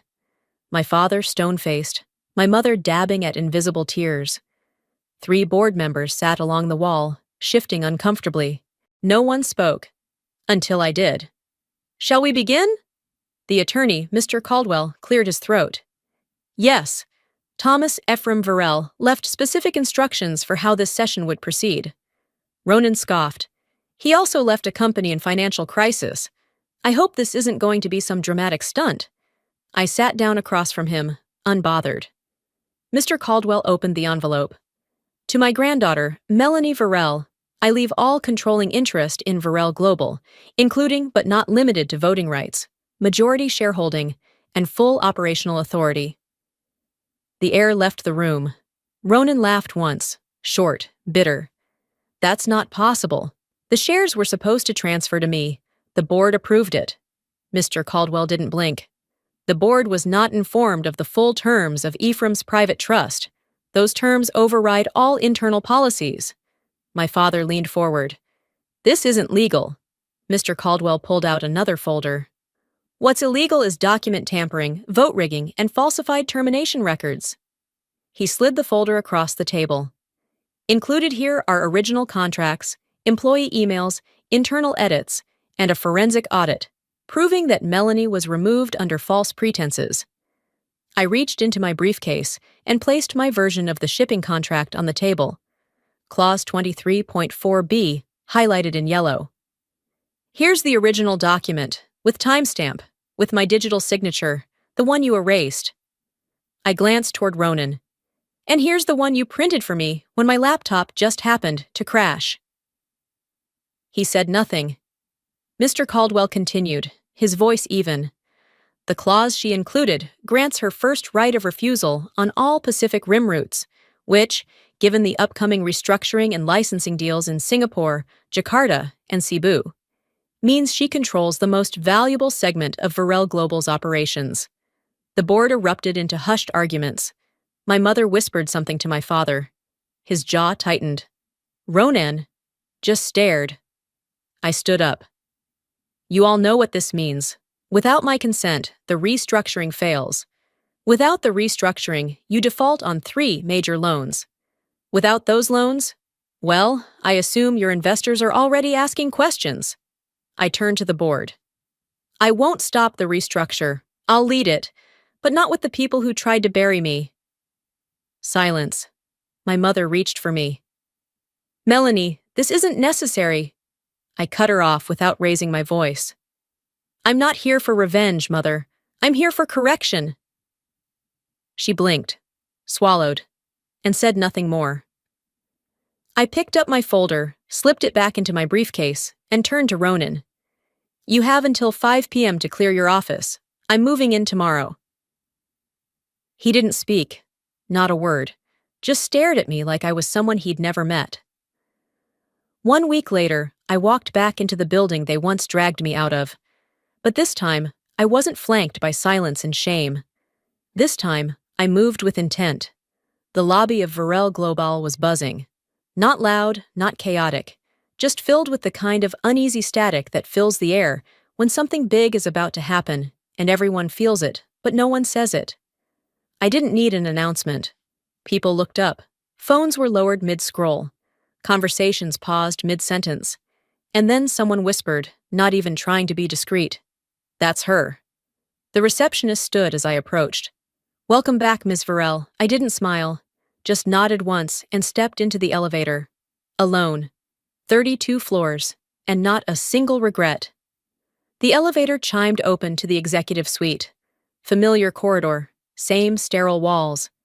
But this time, the air didn't push against me. It made way. Ronan's door was already open. He was inside, sleeves rolled up, shoving papers into a box. His usually slick hair was out of place, shirt wrinkled, confidence cracked. He didn't look at me right away, just said, "Guess you're early." I always was. He glanced up, gave me a half smile, like we were back in the break room years ago, and this was all just a misunderstanding. Look, Melanie. No, I stepped in. You don't get to lead with charm. You don't get to act like you didn't watch me drown and hand me the anchor. His jaw tensed. I made mistakes, all right? I didn't think it would go that far, Dad. Don't blame Dad, I cut in. You didn't just fire me. You erased me from files, from meetings, from my own family, and you smiled while doing it. He exhaled through his nose slowly. I was scared of losing everything. And now you have. I slid the envelope across his desk. Board endorsed. Legal's already signed off. You're out of operations for 5 years. No advisory role, no assets, non-compete locked in. You're freezing me out.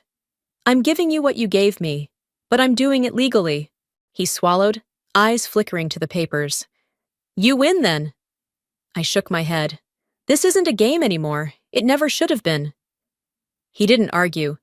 He just nodded once, tight and bitter, and went back to packing. I left the office without looking back. But I didn't get far. My parents were waiting in the executive lounge. My mother stood first. "Melanie, please." She looked tired in a way I hadn't seen before, not from age, from truth. I didn't know everything. I thought they were protecting the company. "You were in the car," I said flatly, "with Ronan the night I was thrown out." She blinked. "It wasn't like that." "It was exactly like that." My father cleared his throat. "Mel, you've made your point. But let's be smart about this. The company needs unity. We can talk." I stepped closer. "You chose him. You chose loyalty to a version of the company that died the day you told me I wasn't good enough." He looked away. Couldn't meet my eyes. "I'm not here to fight anymore," I continued. "But I won't pretend we're okay. Not now. Maybe not ever." I walked past them and opened the door to what used to be my grandfather's office. Now it was mine. I didn't cry. I didn't smile. I placed one thing on the desk before sitting down. The framed original contract. The one they tried to use to break me. And all I could think was, they built this throne from fire and lies. But I'm the one who rose from the ashes. 3 weeks had passed since I walked into this office with the weight of 10 years trailing behind me. Now, I sat at the same desk my grandfather once ruled from, not as an heir, because heirs wait, but as a builder, a restorer, a woman who came back not for blood, but for balance. The quarterly reports were stacked neatly beside my coffee mug. Numbers were steady. Staff morale was up. Rumors had quieted. The board had fallen into line faster than I expected, part fear, part relief. No one asked about Ronan anymore. Phoenix Navigation had merged into Varel's logistics division without friction. My team, my people, were now at the core of every strategic discussion, bringing insight no spreadsheet could fake. I didn't need applause. I needed stability, and I had it. I stood up from the desk and walked to the window. The skyline stretched like it always had, glass and steel reflecting a world that never stopped spinning. I had changed, but the city hadn't. And maybe that was okay. Every Friday, without fail, a bouquet of white lilies arrived at reception. No note, but I knew the handwriting on the delivery slip, my mother. I never replied. Last week, my father requested a meeting through my assistant. I didn't take it. Then there was Ronan. He'd sent one email, subject line, "I'm sorry, I didn't open it. I didn't need to." Closure doesn't always come with conversations. Sometimes it's just silence that holds.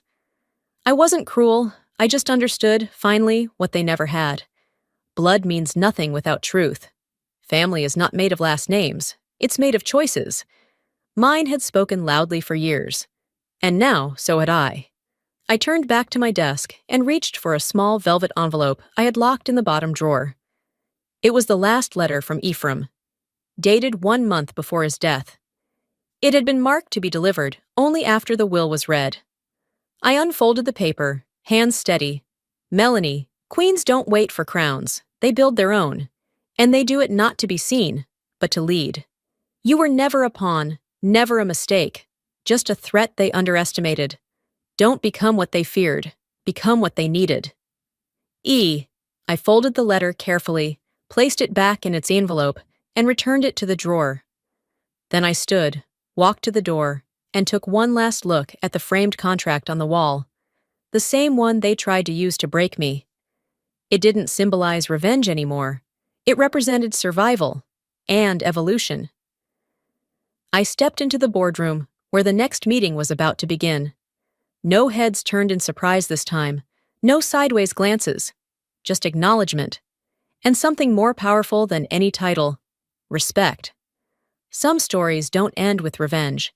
They end with understanding who you are, no matter who refused to see it. I used to believe loyalty was owed, especially to those we call family. But I learned the hard way. Loyalty that costs you your identity isn't love, it's control. Being underestimated hurt. Being betrayed by blood, that shattered me. But here's the truth. Sometimes the people who break you are also the reason you rebuild stronger. This isn't just a story about revenge or business. It's about knowing your worth even when no one else does. It's about fighting for the truth even when it costs you everything. And above all, it's about choosing who you become, no matter who tried to define you. So maybe now it's your turn to ask yourself, have you ever been told you weren't enough by your own family? Have you ever walked away from something toxic to build something better? If so, you're not alone. And I'd love to hear your voice. Drop a 1 in the comments if this story touched something inside you. Tell me where you're watching from. Let's connect. If this video didn't hit you the same way, tell me why. I welcome every perspective. And hey, if you're still watching, take a second to subscribe. This channel shares stories that challenge, inspire, and remind you that even when life burns everything down, you can rise again, smarter, stronger, and on your own terms. See you in the next story.